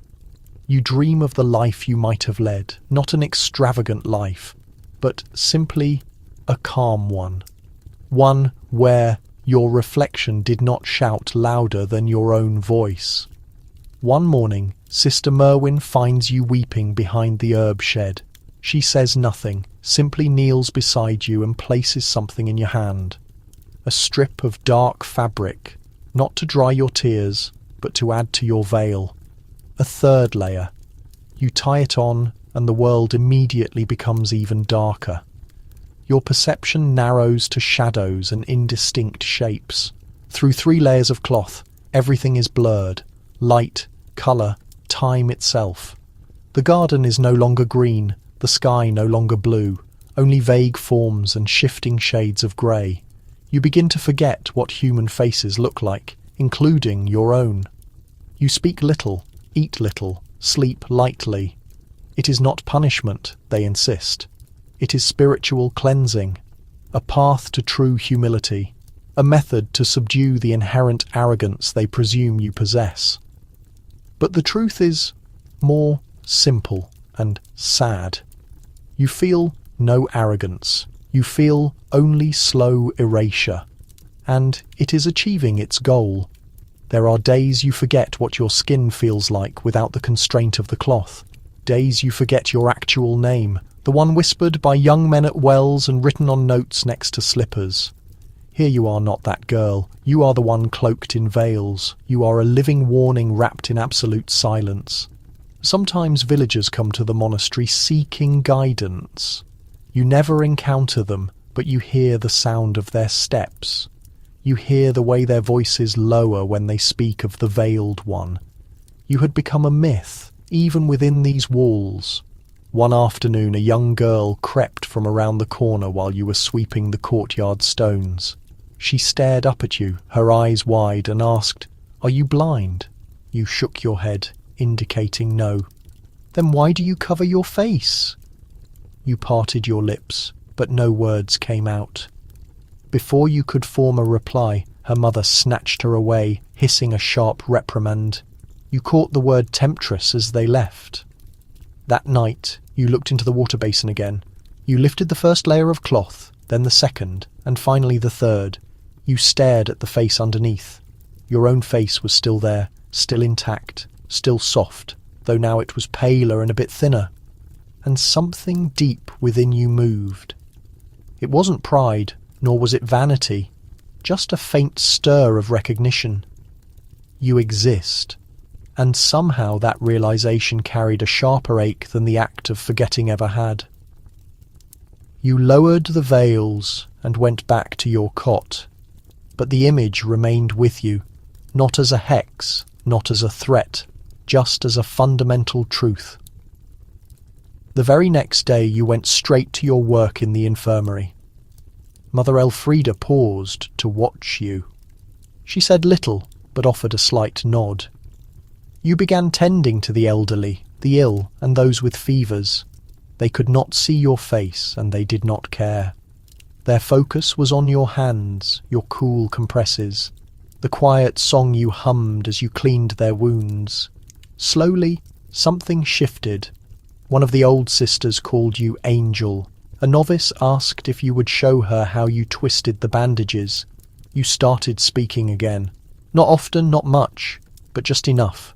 And for one brief, flickering moment, you understood that perhaps the only thing more dangerous than being seen is being completely forgotten, because you had never been simply a face. You had always been a person, a young woman, a soul, and no veil, no harsh accusation, no whispered curse could ever strip that away. Word arrived that the Queen was travelling. Not your Queen, not directly. Her influence rarely extended to the cold stones of your monastery, but this was close enough. A distant cousin of the king, married to a duke whose name felt like velvet and sounded like rust. When the sisters whispered about it, she was to make a stop at the abbey for a single night, resting on her way to a pilgrimage site much farther north. She desired rest, quiet, and most importantly, privacy. The sisters rushed into preparations. Floors were scoured twice over. Trunks holding clean linens were opened. A goose was prepared for dinner. The herbs in the chapel were replaced with fresh lavender and rosemary. You helped in silence, folding the sheets with practiced, numb fingers, moving too smoothly to falter.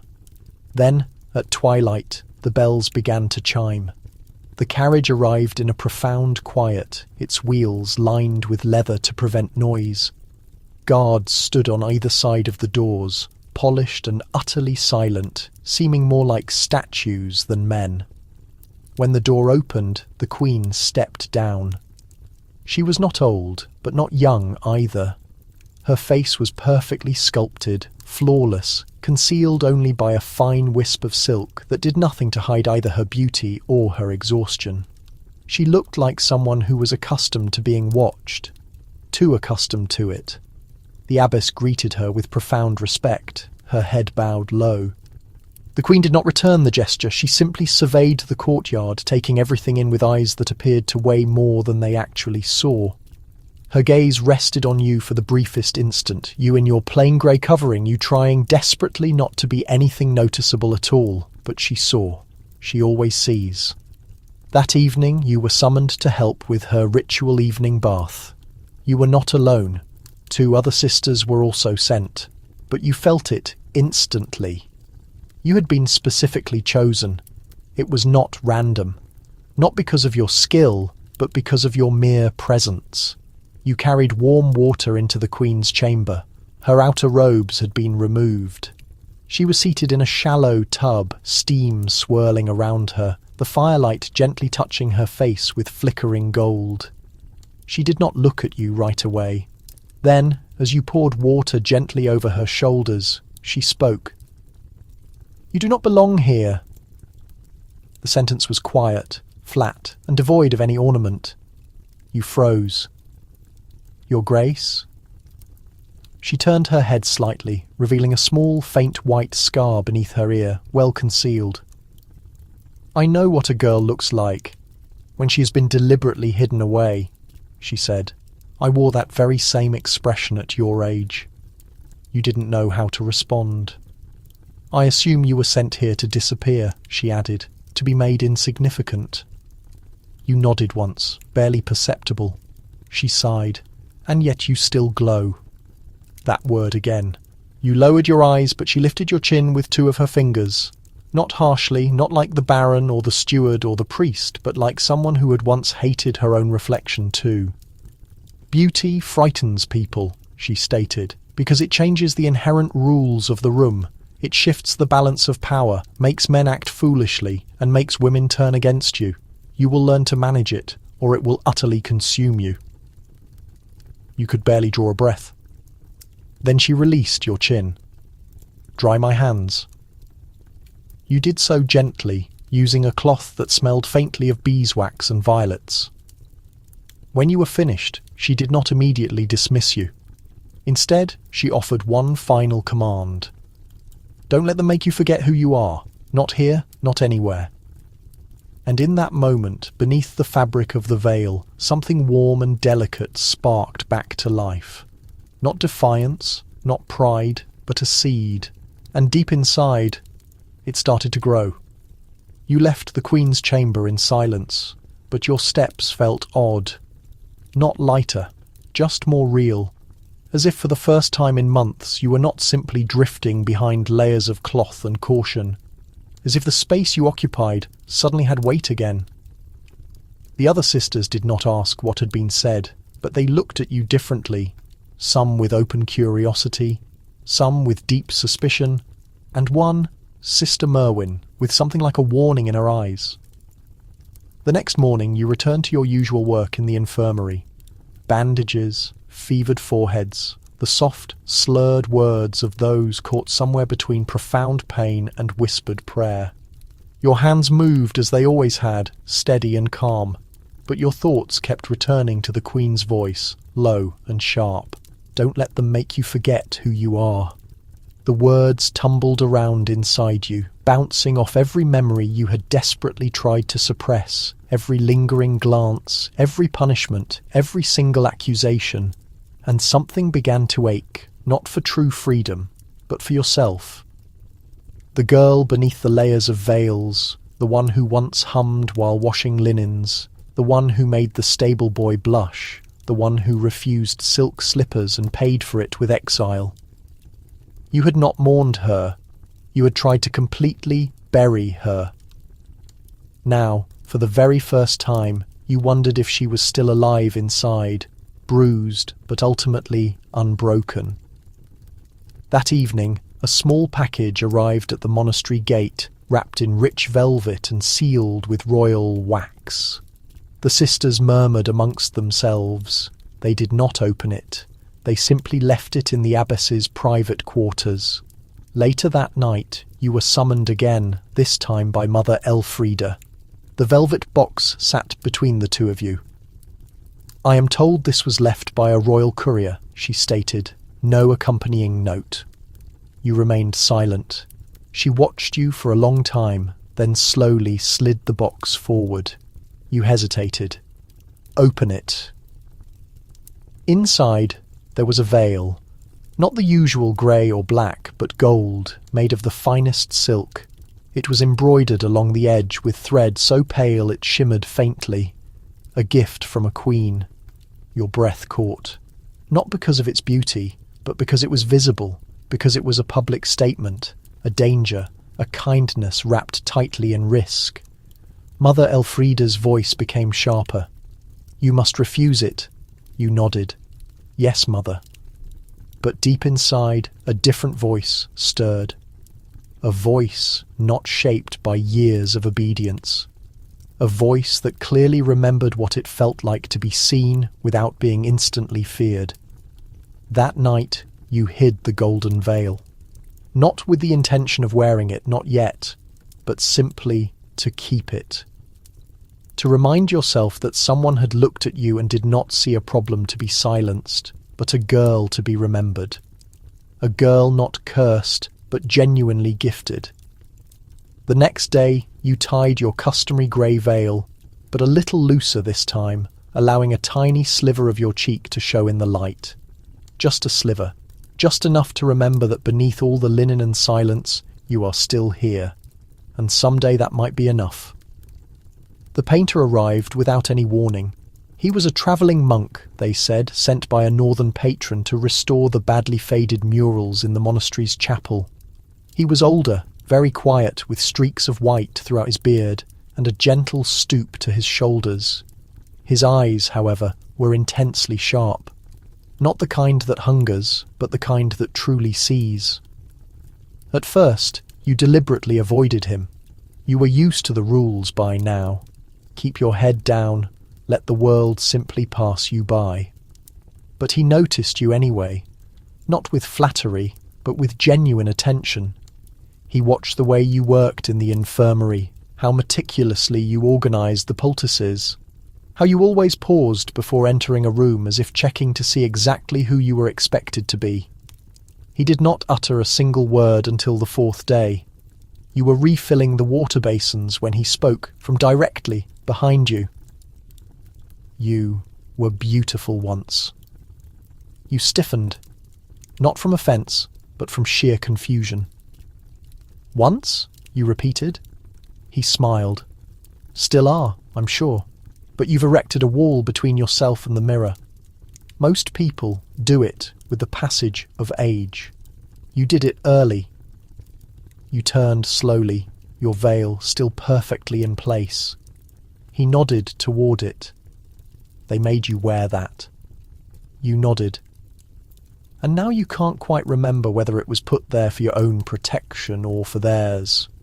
You offered no reply. He picked up his brushes and gestured toward the chapel wall.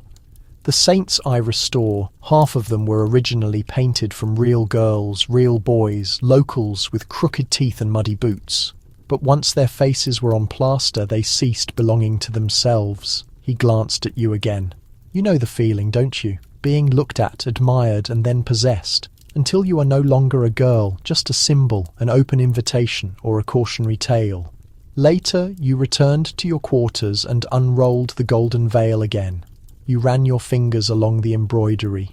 You were still unsure if it was a sacred relic or a sharp rebuke, but it felt honest. A week went by.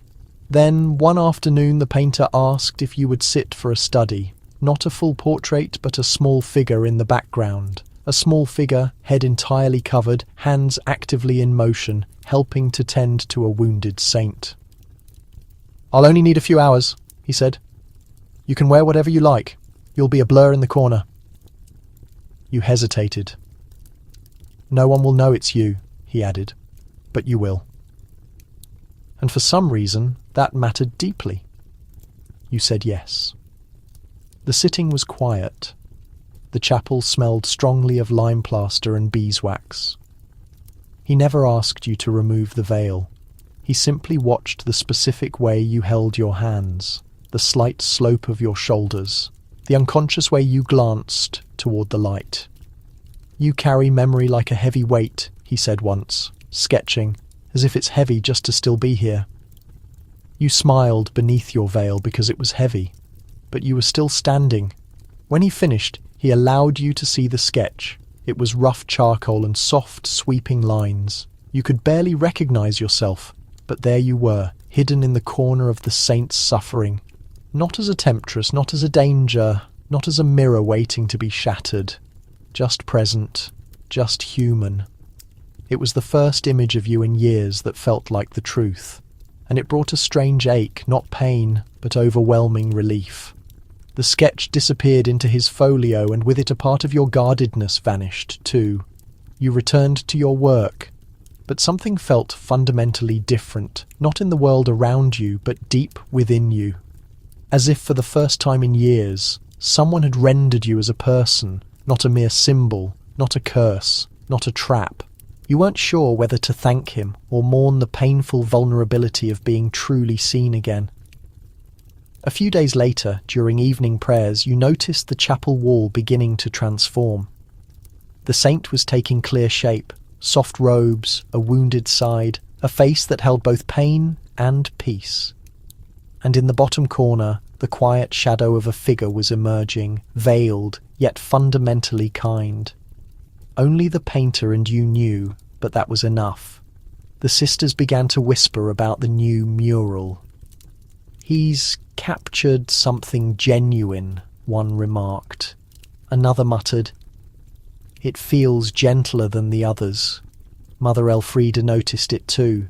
She stood in front of it for a long time one morning, arms tightly folded, her jaw tense.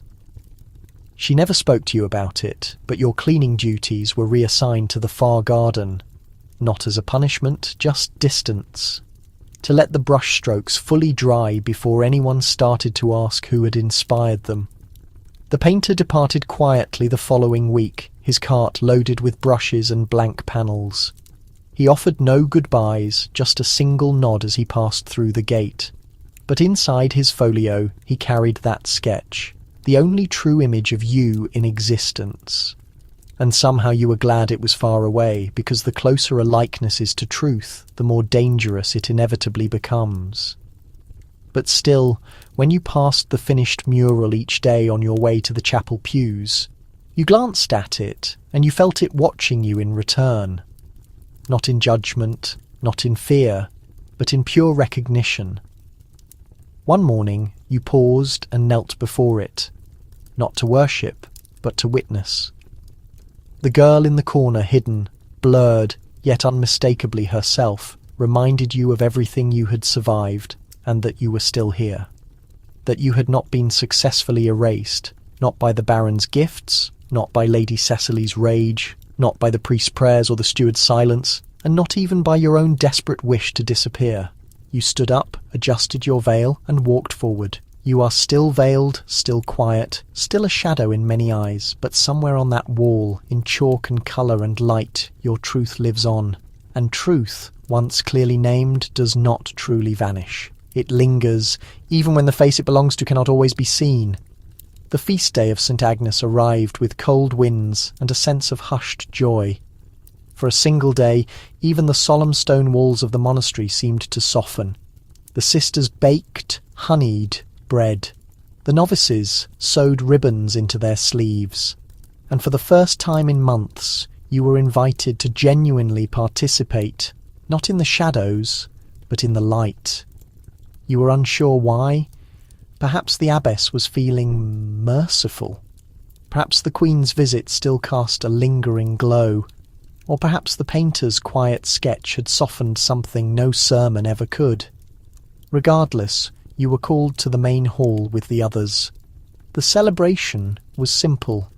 Prayers, a liturgy, a supper featuring dried fruit and a bit of cheese. But for a place where silence usually reigned supreme, it felt like music. The sisters smiled more freely. Someone even laughed out loud. And, unexpectedly, there were masks. A gift from a nearby village, carved from thin wood and painted in soft colours. They were passed around just before the meal, tied with ribbons behind each sister's head. You stared at yours, a pale green with a swirl of gold near the eye. It felt strange to hold a mask when you already wore one every single day. But the rules were suddenly reversed tonight. This mask hid nothing shameful. It felt like it freed you. You lifted your veil and tied the mask on. The moment the wooden surface settled against your face, you felt it, like stepping into a new skin that wasn't weighed down by fear.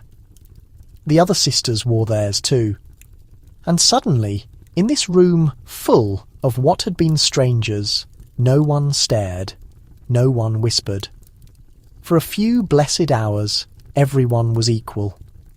You sat next to Sister Merwin, who had barely spoken to you in months. She did not recognise you, or at least she pretended not to. She offered you a piece of bread. You took it. Across the room, a novice began to sing a song, not a hymn, but a folk tune. You hadn't heard it in years. It made your heart clench. Your hands moved without your permission, tapping softly on the bench, keeping perfect time. Another sister noticed. She clapped her hands, and then surprisingly, she grabbed your hand. She pulled you to your feet. You hesitated, but only for a single breath. And then you were dancing. Slowly at first, just a few gentle swings, a turn, a simple step. But the room was warming with easy laughter, and suddenly your body remembered what joy felt like. You spun once, then twice, and for the first time in a year, the linen was not directly on your face. You did not feel the oppressive weight of watching eyes. You felt thoroughly alive. One of the elder nuns called out, "Careful! That one dances like a girl who remembers the outside world." You laughed into your mask because she was right. You did remember the world. You remembered moonlight on your cheek, a stable boy's stammered compliment, the intense heat of a gaze that turned suddenly dangerous, and the silence of exile. And now this fleeting, ridiculous, beautiful moment. You lost yourself completely in it, just long enough to truly forget, but not long enough to fully escape what was inevitably coming next. Because across the hall, standing framed in the archway, was someone not wearing a mask. A noble woman, young and pale, with an expression of mild disgust. And beside her, an older man, bearded, wealthy, marked with the ring of a generous donor. His eyes were fixed entirely on you, not with lust, not with reverence, but with immediate recognition. You froze mid-turn. Suddenly, you were no longer the masked girl at the feast. You were her again, the girl who wasn't meant to be seen. The music faded, first in your ears, then throughout the room itself. You stopped spinning entirely. The laughter stalled. A ripple of absolute silence spread outward from where you stood, masked and completely unmoving, like a stone dropped in a still pond. Because he knows. You don't even know his name, but you recognize the type instantly. Patron, pilgrim, politician. A man who donates coin to purchase status with God, who expects smiles with his sermons and flattery in return for his favours. And now he is staring at you. Not with joy, not even curiosity, but a kind of private, possessive certainty. As if he has found something he lost and fully intends to keep it. This time, the noble woman at his side whispered something low. He nodded, and in a heartbeat, the moment was over. You excused yourself quickly, clumsily. Your slippers scraped against the stone floor. You ducked down a narrow corridor and ripped the mask off your face as if it had burned you. You did not return to the hall. Instead, you went directly to the garden, where the air was freezing and your hands stung from the sudden cold. But it was quiet out here. No music, no laughter, no recognition. And for a minute, you simply breathed. But even that small peace didn't last. Because by morning the letter arrived, not to you again, but about you. The abbess read it in the chapel, her lips pressed into a thin, tight line. "The gentleman who visited last night," she began, summoning you shortly after. You knew exactly what was coming. "He has made an offer." You waited patiently. "He is funding the construction of a new roof for our southern wing, a truly generous gift." Still, you said nothing. "In exchange, he has asked to sponsor one of our sisters, a promising young woman he believes might serve well in his household as a companion to his daughter. You clenched your hands tightly behind your back. The girl he wishes to sponsor, she said slowly, is you. Of course it was. He had recognized your face, your form, your presence. And like all men of his kind, he had chosen to cloak his raw desire in the polite language of charity. You are to be placed again. A change of scenery, a slightly prettier cage. You finally asked, "Do I have a choice?" She didn't lie. No. You bowed your head low, but inside something broke wide open. Not in grief, not in fear, but in sharp, blinding clarity. Because this is precisely how it always works. You hide, they search you out. You are buried, they dig you up. You erase yourself, they immediately rewrite you. Your beauty, still dulled, still largely veiled, is not a shield, it is a beacon. And now, once again, it has been clearly seen. That night, you returned to your quarters and opened the drawer where you had been keeping the golden veil, the Queen's gift, still completely untouched. You unfolded it slowly. Its physical weight was light, but its meaning was incredibly heavy. You lifted it toward the candlelight, and for just a single moment considered putting it on, not as a sign of surrender, but as a clear choice. Then you folded it back up, and instead you began writing a letter. Not a letter of refusal, but one of truth. To the Queen, to the woman who had once seen you not as dangerous but as enduring. You didn't know if it would actually reach her, but you needed her to know that the world was trying again, and this time you saw it coming clearly. Your departure was arranged within only a few days. You were not even given a full week to prepare, just a quiet nod from the abbess, a packed bundle of underthings, and a riding cloak that was slightly too large for your frame. There was no ceremony, no tearful farewell, only the sound of doors closing silently behind you. The man, your sponsor, sent a carriage, black, polished and cold on the inside. The noblewoman, his daughter, did not come to collect you herself. Instead, a steward with a fur collar and unreadable eyes greeted you with a thin smile and a thick, heavy envelope. "For travel," he said, pressing it into your hands. And silence. You did not open it. The ride was long, much colder than you had anticipated. Trees blurred quickly past the frosted windows. You pulled the hood of your cloak tighter and stared at your own reflection in the glass. 3 layers of veil once covered this face.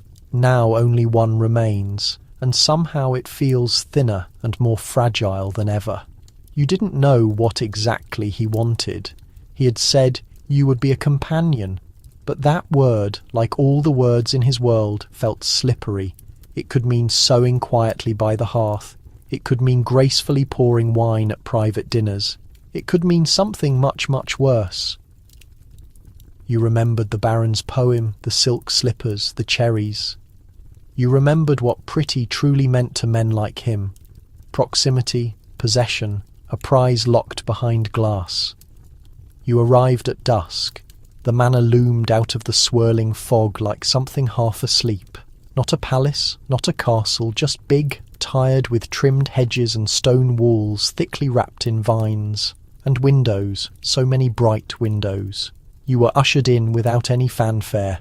The steward led you down a narrow corridor, past ancestral paintings, past a quiet dining hall, past women in soft slippers who glanced quickly at you and then immediately looked away. Eventually, he stopped outside a chamber. Yours. The door creaked loudly when it opened. Inside there was a small bed, a narrow vanity, a simple chair, and a single curtain over the window. And on the bed, neatly folded, was a dress. Not plain like the rough ones you wore in the convent, not ornate like the Queen's robes, but beautiful. Deep velvet, crimson, threads of gold at the cuffs. Too rich to be commonplace, too tailored to be yours. You explore the texture with careful hands, then take a chair and hold your breath. Time creeps forward. 1 hour, then a second. You cannot tell if this is a calculation, a danger, or just a simple delay. But finally, you hear a tread. Not frantic, but measured. And then a rap. Not the servant. Him. He moves into the room without waiting for your permission. He has more years than the Baron had. Not wicked in his look. Not deformed. Just unremarkable. Except for the way his gaze fixes on you, as though your consent has already been given. Neither of you has spoken. "I am pleased you decided to come," he states, suggesting you had a choice. You stay standing. He indicates the simple wooden chair. "I intend to commission a painting of your likeness." You pause. Why? He offers a slight smile. Because beauty passes, yet art remains. The comment chills you more completely than the air beyond the walls. He advances, not close enough to touch, but close enough. "My daughter is a delicate spirit," he explains, "and you possess a stillness I believe she could gain from. Another deception, transparently disguised. You offer no reply. He tips his head. I hope you will feel a sense of security here. You refuse to acknowledge that either, because safety is not the same condition as freedom. He departs without expecting an answer. The door slides shut behind him with a soft sound, not a crash. That is the way of men like him. They do not intimidate you with aggression. They overwhelm you with courtesy. You sit alone in your assigned room, the crimson garment still folded like a warning. On the bed, a request for a portrait, a daughter in need of a friend, a small pouch of currency for your silence. You are not chained, but you feel confined. The next morning, a young maid comes to assist your dressing. She is younger than you, efficient, and avoids making eye contact. She says nothing about the gown, merely arranges it anew and brushes your hair with automatic diligence. You do not ask her name. She does not inquire about yours. Later, you are escorted to a drawing room with tall panes and a strong hearth fire. An artist is already present, arranging his tools, his features partly obscured behind a fine fabric covering. Not for ill health, but for propriety. Another craftsman, another depiction. You accept your place quietly. He does not request the removal of your veil, merely observes your posture, your hands, your composure. The Lord desires a resemblance, he says plainly. Not for public view, but for personal recollection. You give a slight nod, and for the next 60 minutes you do nothing but remain seated. You wonder what he is intending to capture. Your quiet indignation, your practiced submission, your refusal to soften. Even now, he doesn't speak again. When the session concludes, you return to your room. A meal has been set outside your door. A small inscription beside it reads, "Thank you, you are luminous."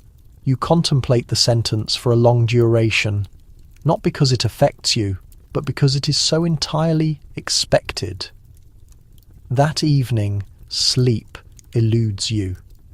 Instead, you walk the perimeter, you make notes. You retrieve the Queen's woven gold scarf from the bundle where you concealed it and spread it across your knees like a difficult question. You reflect on the countless times your image has been transposed onto gossip, onto verses, into hurried drawings and false recollections and untruths. And not once has anyone inquired if you wish to be remembered. They only asked to retain some part of you, as if you were a monument to be viewed, an item to be analysed. You consider destroying the cloth, throwing it into the burning coals, watching it curl and disappear into vapour. But you resist. Instead, you secure it more tightly and begin a letter, this time, not directed to the Queen, but to yourself. A pledge that eventually, when you escape this location, and you know you will not be defined by your face. You will not be acquired. You will be understood. You will be complete, and no brushstroke or faint description or powdered nobleman's memory will ever be able to claim you again. You seal the writing and fall asleep without dreaming. The following weeks dissolve into a blur of silk and quiet routine. You walk from private room to enclosed garden, always keeping a few paces behind the noble's daughter. Isabetta, they call her. She is indeed quiet, but not malicious, merely fragile, draped in layers of heavy cloth and loneliness, like a figurine positioned too high on a shelf to gather dust. She speaks only when addressed, and only in fragments. She occasionally plays music, though she never lifts her eyes while doing so. You are expected to sit near her as she works needlepoint or reads softly, sometimes attend to her hair and answer when she signals. Not quite a domestic, not quite a friend, more like a reflection. She observes you when she believes you are not looking, her eyes flicking to your profile, then away, as if trying to grasp how someone like you exists in the same world as her. Occasionally, you perceive the slightest hint of resentment, and at other moments, apprehension. You quickly realize Isabetta is not at liberty either. She is betrothed, promised to a man double her age, a strategic alliance arranged in her youth. She does not mention it, but her hand trembles slightly when correspondence arrives bearing his family emblem. The steward discreetly incinerates the wax seal in the fireplace. You recognize the expression in her eyes. It is the same one you used to wear. One night as you attend to her hair in the lamplight, she speaks for the first time in days. I heard you were transferred from a religious house. You confirm this with a slight movement of your head. They mentioned you were dangerous. Your motions cease and the atmosphere becomes charged. You resume the gentle strokes slowly. She asks, "Are you?" You offer no reply, because how can you explain that being called dangerous causes more harm than any action you have ever taken? Instead, you state, sometimes the wrong individuals see only what they desire. She is silent for a long moment. Then he is having your likeness encased. You stop completely. What? My father. He suggests you will not be here permanently. He wishes to hold on to your memory. The comb pauses in your grip. He said you remind him of someone, she adds, her voice barely audible. But I believe he simply hates losing things he could not possess. And there it is, the truth dropped between you like a damaged piece of china. You gaze into the surface of the dressing table mirror.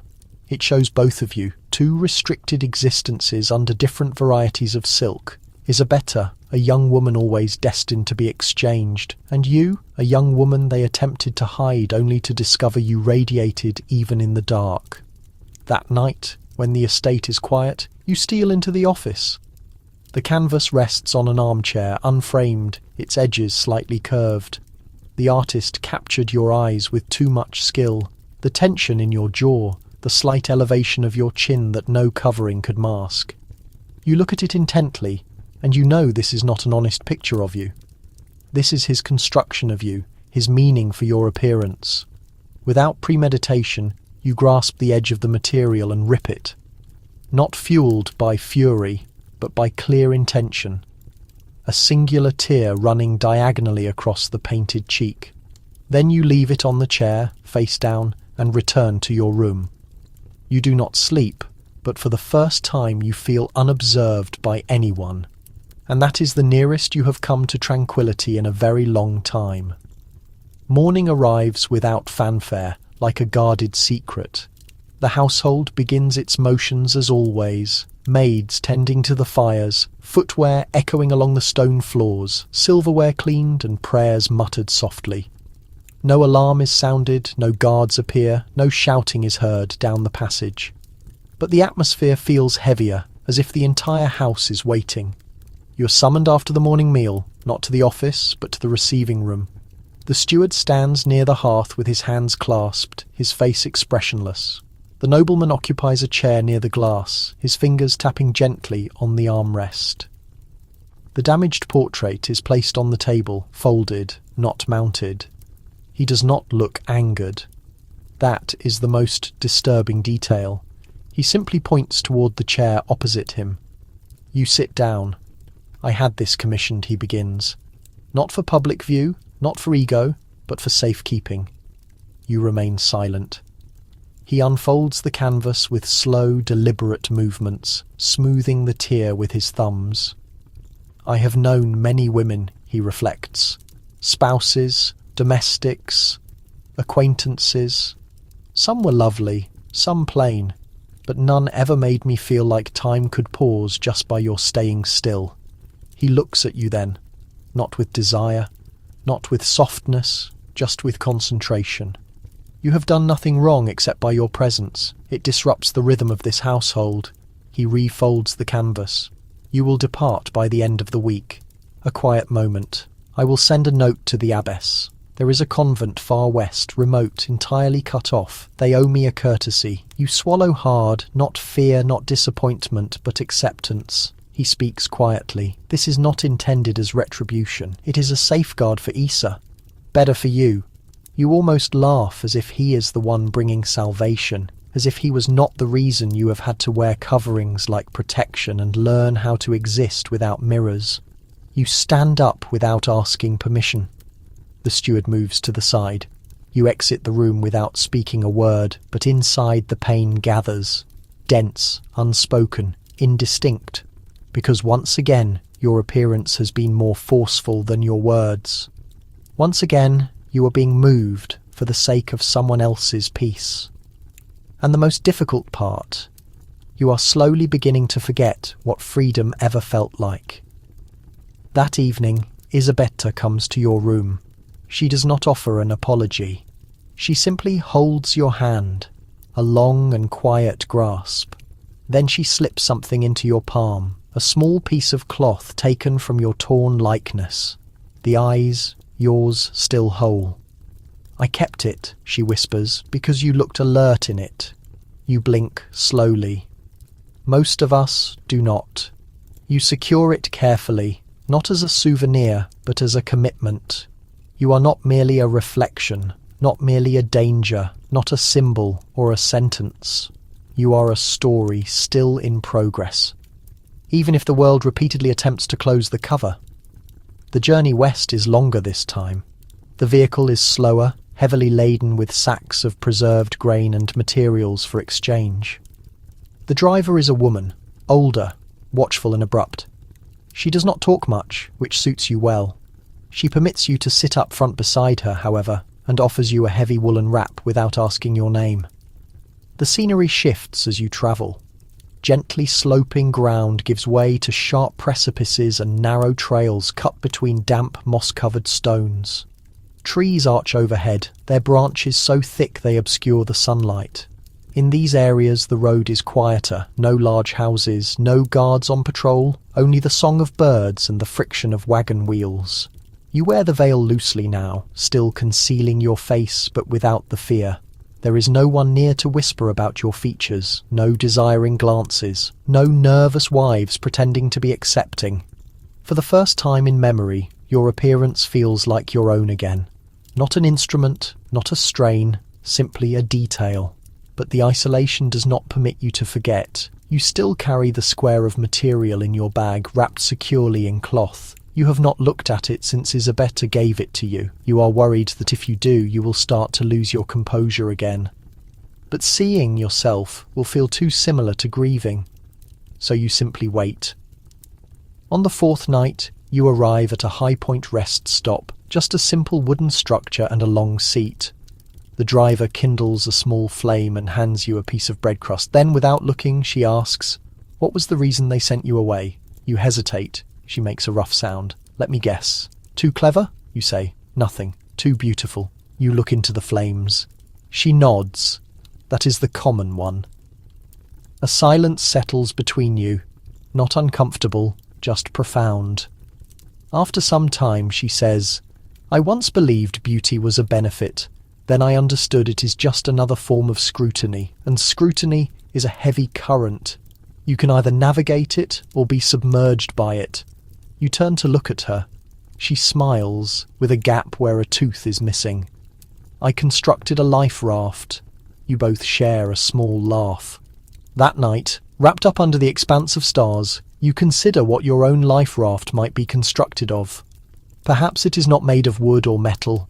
Perhaps it is constructed of stillness, of perseverance, of all the refusals you have ever managed to speak, and all the permissions you have denied the world just to stay afloat. In the morning, the abbey appears, rising from a fog-filled valley like a stone crest. It is older than the last one, more severe, but something about it feels authentic.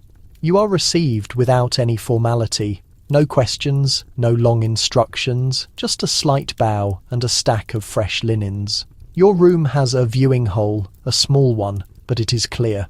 It overlooks a wide area of purple, untamed heather. That evening, as the light fades behind the distant hills, you sit on the sill and unwrap the canvas piece. Your eyes look back at you, weary, unbroken, aware. You press your finger gently over them, not to erase, but to affirm you are still here, not concealed, not owned, not destroyed, simply hidden here. And that is sufficient. You become a part of the new abbey like a rock sinking into calm water. Not with disturbance, but with substance.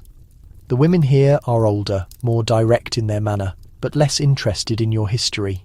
They ask no questions about the reason for your arrival, or the name of your patron, or the effect your face has had on the world. They only ask whether you are able to care for the medicinal plants and carry heavy buckets without complaint. You are, and you comply. You begin your days before the morning light, transport wood for the fire, clear away snow, prepare thorny plants and grind roots for medical use. The routine is demanding but straightforward. No pretense of politeness here. No flattering nobleman pretending to offer security. Just hard work. Earth, rising steam. Your body aches, but it does not stiffen with apprehension. You no longer draw back when someone speaks your name, because here no one fears you, and no one desires you either. It is strange initially to walk through a hallway and not feel a sense of being watched, to kneel in a planting area without hearing approaching steps behind you, to sleep without mentally preparing what you will say if someone pays a visit. In the darkness, the peace feels foreign, so much so that you almost doubt it. But each day it remains, and slowly your posture relaxes. You do not suddenly find happiness, but you do become genuine again. You hum a tune to yourself while folding cloth. You offer a small smile to the feline that frequents the worship area steps. You plant seeds quietly, and when they emerge weeks later, you feel something rising with them. You are not erased. You are evolving. One morning, while scouring stone near the cloister entrance, you hear a rap the gatekeeper answers, and you glimpse someone on horseback, a messenger. He speaks softly, delivers a letter sealed with gold-coloured wax. The gatekeeper walks past you, pauses and says, "This is for you." You hesitate. You have not received mail in many months, not since you left the noble estate. You wait until you are alone. You break the seal indoors, a brief communication. No formal address, no name attached, just 6 words. "You were never the danger, see?" You read it twice, a third time, and then, like vapour clearing from a morning field, the past fear begins to dissipate, because someone acknowledged the truth. Someone who once sharpened their scrutiny against you has now softened it. You do not require her pardon, but her recognition. It settles like a soothing salve. That night, you sit by the window again. You hold the small fragment of canvas up to the dimming light. You look at the young woman in the portrait. You look at your own reflection in the window glass. And for the first time in years, you whisper something you have never had the courage to voice. Not in courts, nor kitchens, nor religious retreats. I am not what they feared. You offer a slight smile.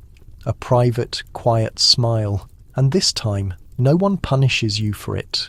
There is a strong storm the night it occurs. Rain strikes the roof in torrents and the wind wails through the openings in the covers like an animal grieving a loss. You lie awake on your simple bed, the blanket pulled to your chin, your eyes fixed on the dark separation where the ceiling meets the wall. The abbey groans, and somewhere down the passage you hear a loud slam. It is not unexpected. Old building materials, faulty hinges. Still, you rise. You light a small flame, wrap your shawl around your shoulders and step into the corridor. The stone is cold beneath your feet. Water is dripping near the doorway where the wind has pushed it through. Then, at the distant end of the passage, you notice it. Your door.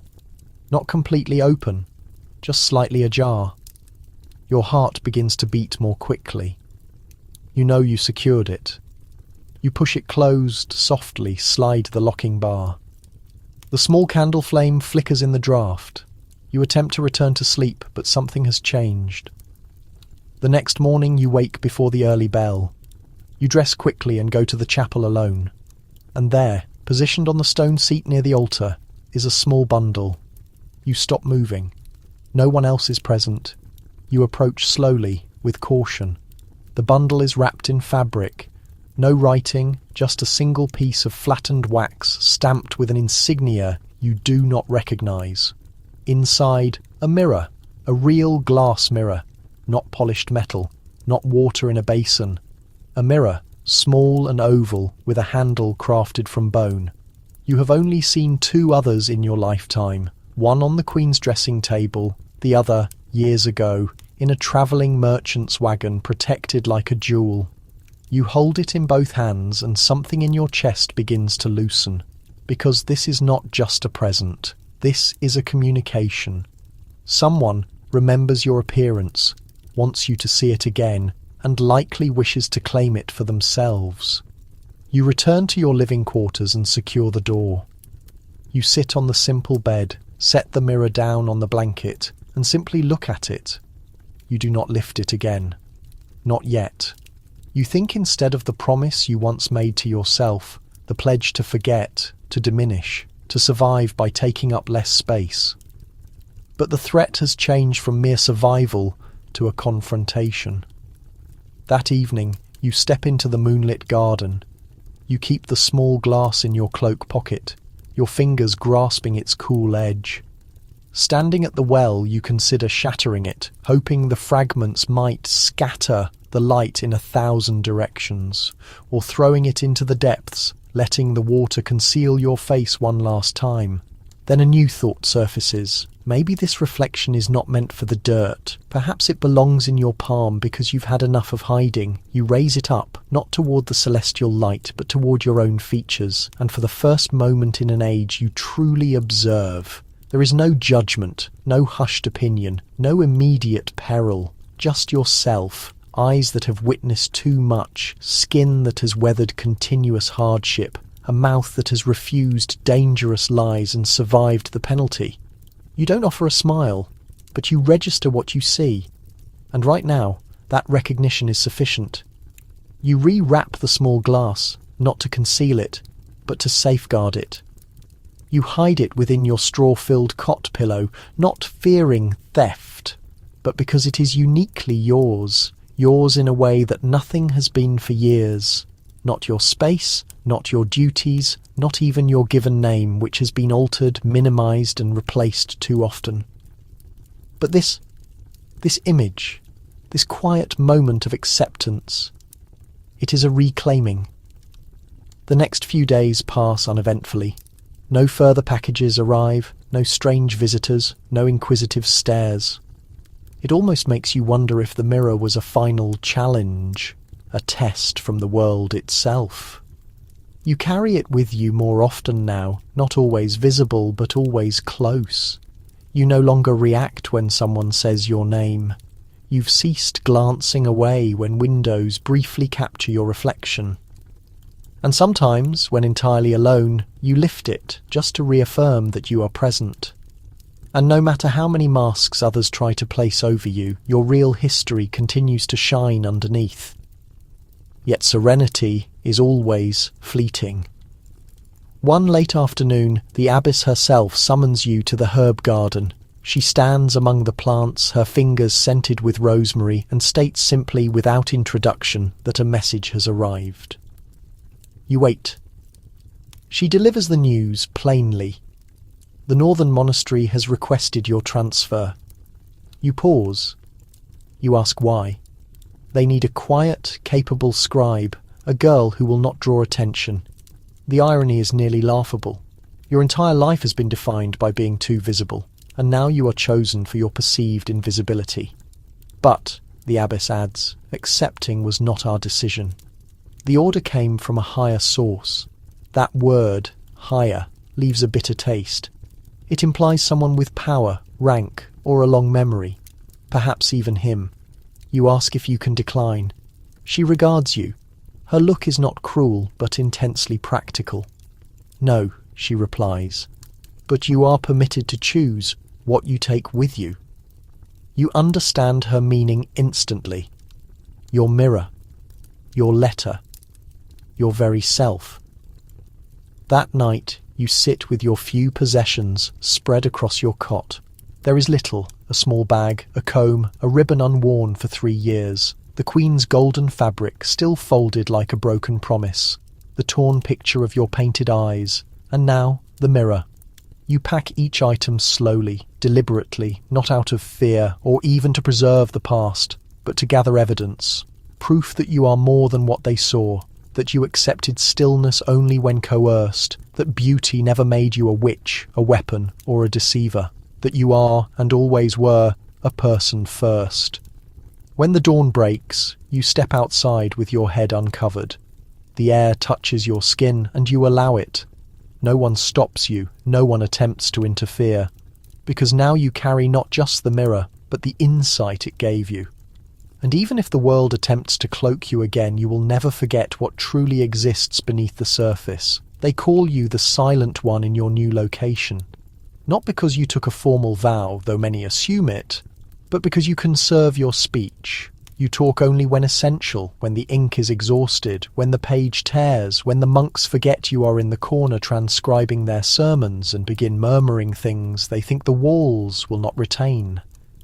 You listen, you learn, and you persevere. The monastery up north is different, colder. The ocean is close enough that you hear gulls most mornings, their cries sharp like distant memories. The women here work the looms and care for the abandoned children. You are placed in the scriptorium, a space filled with the soft scratching of quills and the smell of ancient vellum. You excel at your tasks. Detailed, accurate, no embellishments, no mistakes. And still, they observe you, not with fear, not yet, but with the same inquiring look, as if they cannot decide if you are harmless or concealing something. Then one day a priest arrives, young, conceited, with unblemished skin and hands too clean for a man of faith. He is visiting the abbey for research, something about old texts. He moves through the corridors like an owner, speaking to the sisters with a smile that always suggests superiority. And when he sees you, he pauses. You are cloaked, veiled once more, not by regulation, but by ingrained habit. But his eyes narrow slightly. He is trying to see through the fabric. "Who is she?" he asks the head scribe. The reply is brief, low, and competent. She doesn't cause trouble. He smiles at that. Isn't that what they always say? You first keep your head down. That night you sense the shift. He finds excuses to linger near your workspace, comments that your handwriting is unnaturally refined, asks casually if you have ever decorated manuscripts with gold.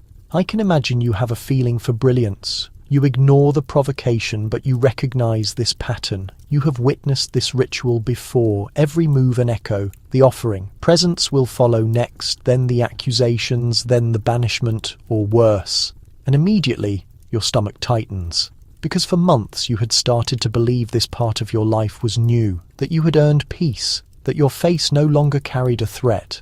But you forgot one thing. You forgot what they perceive when they look at you. Not your quiet discipline, not your patience, not your resolve. They see the sparkle beneath the cover. They see what they desire, and what they desire must either be controlled by them or eliminated. So that night, You do something you have avoided for years. You go down to the shore, just past the garden, beyond the steep cliffs where the rocks stand jagged and the tide whispers through their gaps. You stand barefoot on the freezing sand. You hold the mirror up to the moonlight, and for the first time since coming here, you ask yourself, what if they are correct? What if beauty is a danger? What if it truly corrupts the spaces it enters? What if it would be simpler, safer for everyone if you just let it go? You lift the mirror, you raise your arm, and you stop, because there is a sound, soft, your own voice. Not pleading, not panicking, just firm. No. You lower the mirror, you walk back barefoot, and this time you hold your reflection like a defensive shield, not for them, for yourself. The following days feel altered, not because the world has changed, but because you have. You no longer shrink away when Father Edric pauses near your desk. You don't smile, you don't show irritation. You meet his eyes, composed and fixed, like a rock in the middle of a stream. He intensifies his efforts, of course. He leaves flowers on your bench, yellow, vibrant blooms picked from the edge of the cemetery. You don't touch them. He references you in sermons, incorporating your presence into his stories. The quiet ones who carry the burden of their own attractiveness like a cross. He believes he is being artistic. He does not understand you have carried much heavier burdens on your shoulders. But you see it clearly now. Not just the manipulation, but why they resort to it. Your silence makes them uncomfortable. Your refusal baffles them. Your appearance, yes, still captivates them. But it is your composure that commands their attention and disturbs their sleep. You were never a threat because you were beautiful. You were a threat because you refused to allow your beauty to belong to anyone else. That is what alarms them, that is what they punish, and that is what you will never concede again. Still, the strain escalates, murmurs begin, you overhear bits in the dining hall. She is too proud, she walks as though she is better than us. That one never sheds a tear. They want to see you break, to cry, to confess, to collapse just once so they can justify their fear of you. But you deny them that satisfaction. Instead, you offer them constancy, steady quill strokes, measured steps, a cool nod of acknowledgement. The abbess observes all of this silently. She is astute, perceiving more than she articulates, and one day she invites you into the chapel, not for prayer, but to hear her words. A single sentence spoken so softly you nearly doubt you heard it correctly. Don't let them determine your destiny. You simply nod. She says nothing further. She doesn't need to. That night, you begin writing for yourself. Not a religious teaching, not a transcription, not a copy of someone else's wisdom. Your own words, your own narrative.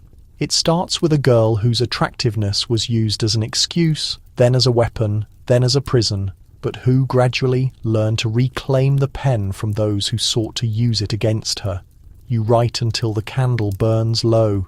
You fold the pages and place them inside the mirror's covering, because one day someone else will need to know that beauty is not evil, and silence is not surrender, and survival is not a disgrace. You sleep deeply that night. No bad dreams, no worry, only rest. For the first time in your life, you have created something the world cannot take from you. Winter arrives without spectacle. No snow yet, just frost that coats the window panes in the morning and a kind of wind that causes your joints to ache before you even go outside. The fireplaces burn longer, the scriptorium becomes dimmer. By mid-afternoon, the ink thickens in the pots.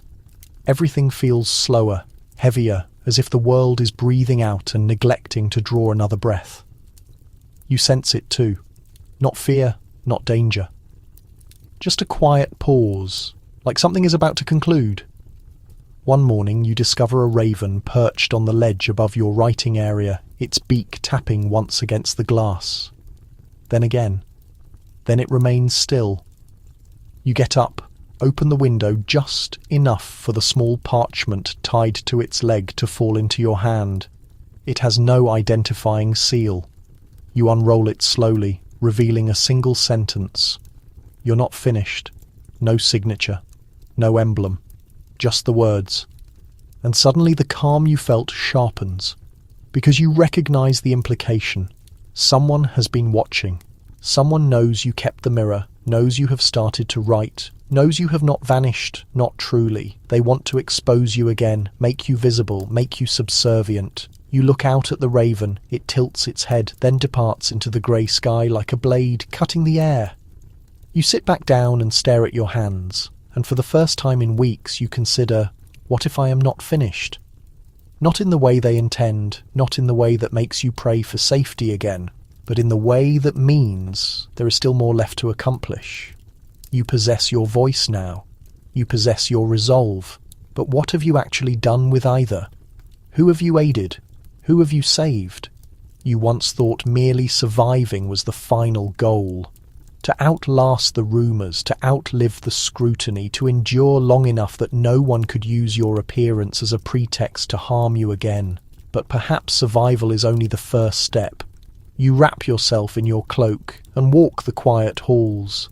You find the abbess sitting in the chapel, her hands resting lightly in her lap. You sit beside her. No words are exchanged.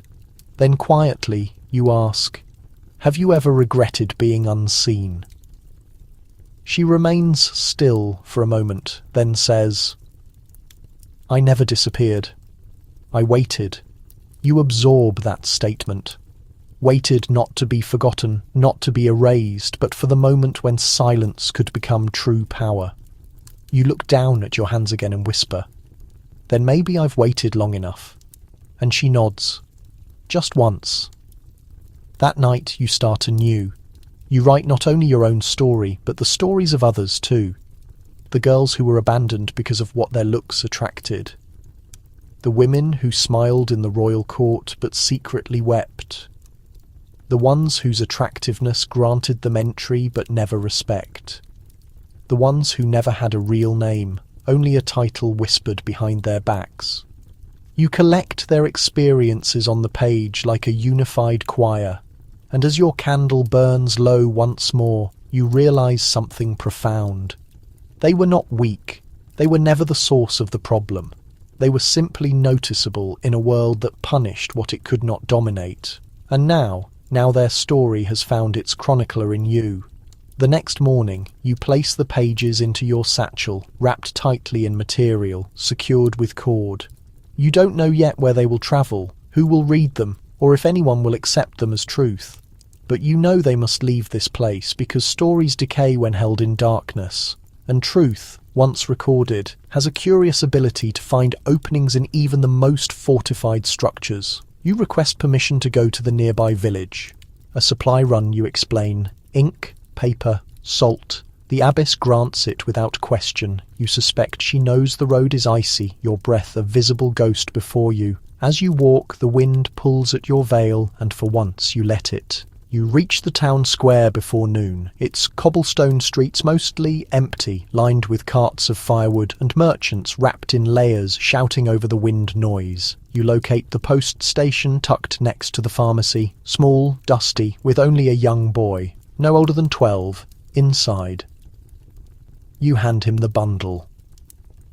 "Where should it go?" he asks. You give him the name of a scholar, a woman only whispered about in the scriptorium, who studies forbidden texts, who gathers accounts from women who were never expected to survive long enough to write them down. He shows no surprise, simply nods and fastens the parcel securely. As you exit, you glance back, and for a moment you feel a flicker in your chest like a flame being reignited. Your words are departing, your silence is ending, and with it may be the narrative they attempted to impose on you. You return to the monastery lighter, not because the danger has vanished, it never truly does, but because you have finally spoken, not in defence, not as a caution, but as a commitment. You are not a representation, you are not a transgression, you are not a looking glass for other people's desires. You are a woman with a name, a voice, and a history too complex to be reduced by myth. You are not finished. You are evolving. That night you dream of a feast, but this time you are not on display. You are not seated discreetly at the edge of the room, veiled and observed. You are at the centre, and they are listening intently. You begin to notice it, not in spoken words, but in subtle acknowledgements, the way younger sisters pause a moment longer when passing your desk, the way one leaves a folded flower on your stool. No name, no message, just a delicate violet pressed between discarded paper scraps. Something is changing. You have become more than just the quiet one now, not loud, not dramatic, but definite. You no longer drop your eyes in the hallway. You walk with your hands visible, your face uncovered when the air is not too harsh, your pace steady and deliberate, like someone who knows she has a right to occupy her space. You speak when you choose, not excessively, but never again only when asked, and the effect spreads. One morning you see Sister Ellen with her hair braided, not concealed. Later she whispers that she was once a painter before the veil, before the rules. Now she is painting again at night in her small room, using crushed berry pigment and lamp-black ink. You nod. That evening you give her a sheet from your personal notebook, the one with the drawing of a woman standing before a mirror, her arms open wide, not in self-admiration but in liberation. The next week Sister Marian reads aloud during prayers. Not scripture but poetry, something ancient and challenging from a woman's perspective, hidden in her sleeve like forbidden goods. The abbess says nothing. She simply listens. Even the wind feels different now, less like a warning, more like a cue. And yet, one morning, another letter arrives, sealed in black wax this time. No signature, no origin, just a seal. Familiar and unsettling, it is the same emblem from that old court, the one you once fled. You do not open it. You do not need to. You know what it contains before you break the seal. Someone remembers you. Someone desires your return, or desires your silence. You sit with the letter for several hours, not in fear, but in contemplation. Then you burn it. Not out of fury, not in denial, but as an act of choice.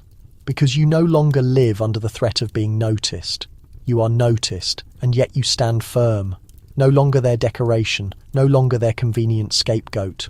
You are not going back. You are not pleading. You are writing. And this monastery, this scriptorium, these women, they are not a sanctuary. They are not a place of concealment. They are the beginning. You dip your quill in the ink and start a new section. It begins not with your name, but with a query.